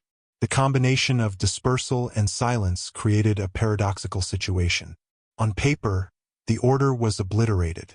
Legal authority, public perception, and historical records suggested a definitive end. In reality, however, portions of the Order continued, though in hidden or transformed forms. This partial continuity challenges conventional interpretations of institutional collapse. It demonstrates that eradication in one dimension, public, legal, or symbolic, does not guarantee destruction in others. By prioritizing the preservation of knowledge, personnel, and mobility over confrontation, the Templars transformed the notion of survival into a multidimensional strategy, one that extended beyond mere physical endurance. Portugal exemplifies how the Order's legacy could continue through adaptation. The creation of the Order of Christ absorbed surviving Templar personnel and property, ensuring that operational knowledge, administrative expertise, and maritime experience were preserved and redirected toward emerging Portuguese ambitions. Ships, records, and personnel that reached Portuguese territory could continue to operate under legal and political sanction, providing continuity without attracting the attention that had proved so lethal in France. This transition demonstrates that survival was not only tactical but also institutional, capable of integration into new political and religious frameworks. In addition to institutional survival, the Templars' disappearance facilitated the growth of enduring myths. Stories of hidden treasure, secret knowledge, and surviving knights arose not solely from imagination but from observable gaps in the historical record. Empty harbors, missing ships, unaccounted wealth, and silent prisoners created a fertile environment for speculation. Legends became cultural placeholders for reality, filling in where documentation and evidence were lacking. Over centuries, these myths intertwined with historical memory, influencing literature, folklore, and popular conceptions of secret societies, hidden knowledge, and clandestine operations. Scotland, too, presents a compelling case. Political isolation and excommunication from papal authority created a space in which surviving Templars could find relative refuge. While evidence is largely circumstantial, the legends of Templar involvement in Scottish affairs, such as participation in military campaigns or integration into local structures, highlight how survival was possible not only through institutional transformation but also through geographical and political opportunity.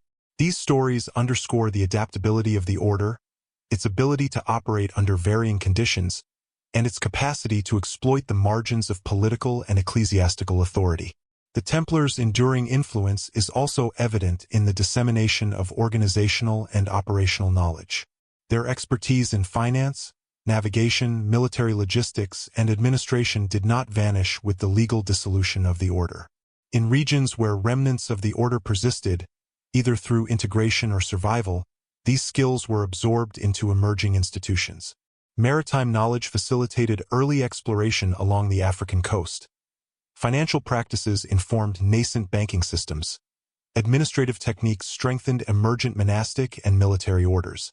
In this sense, the Templars' legacy is not only symbolic but also practical, influencing the structural and operational foundations of subsequent European institutions.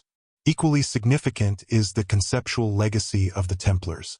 By disappearing in a controlled, deliberate manner, the order created a narrative that challenged assumptions about power, authority, and control.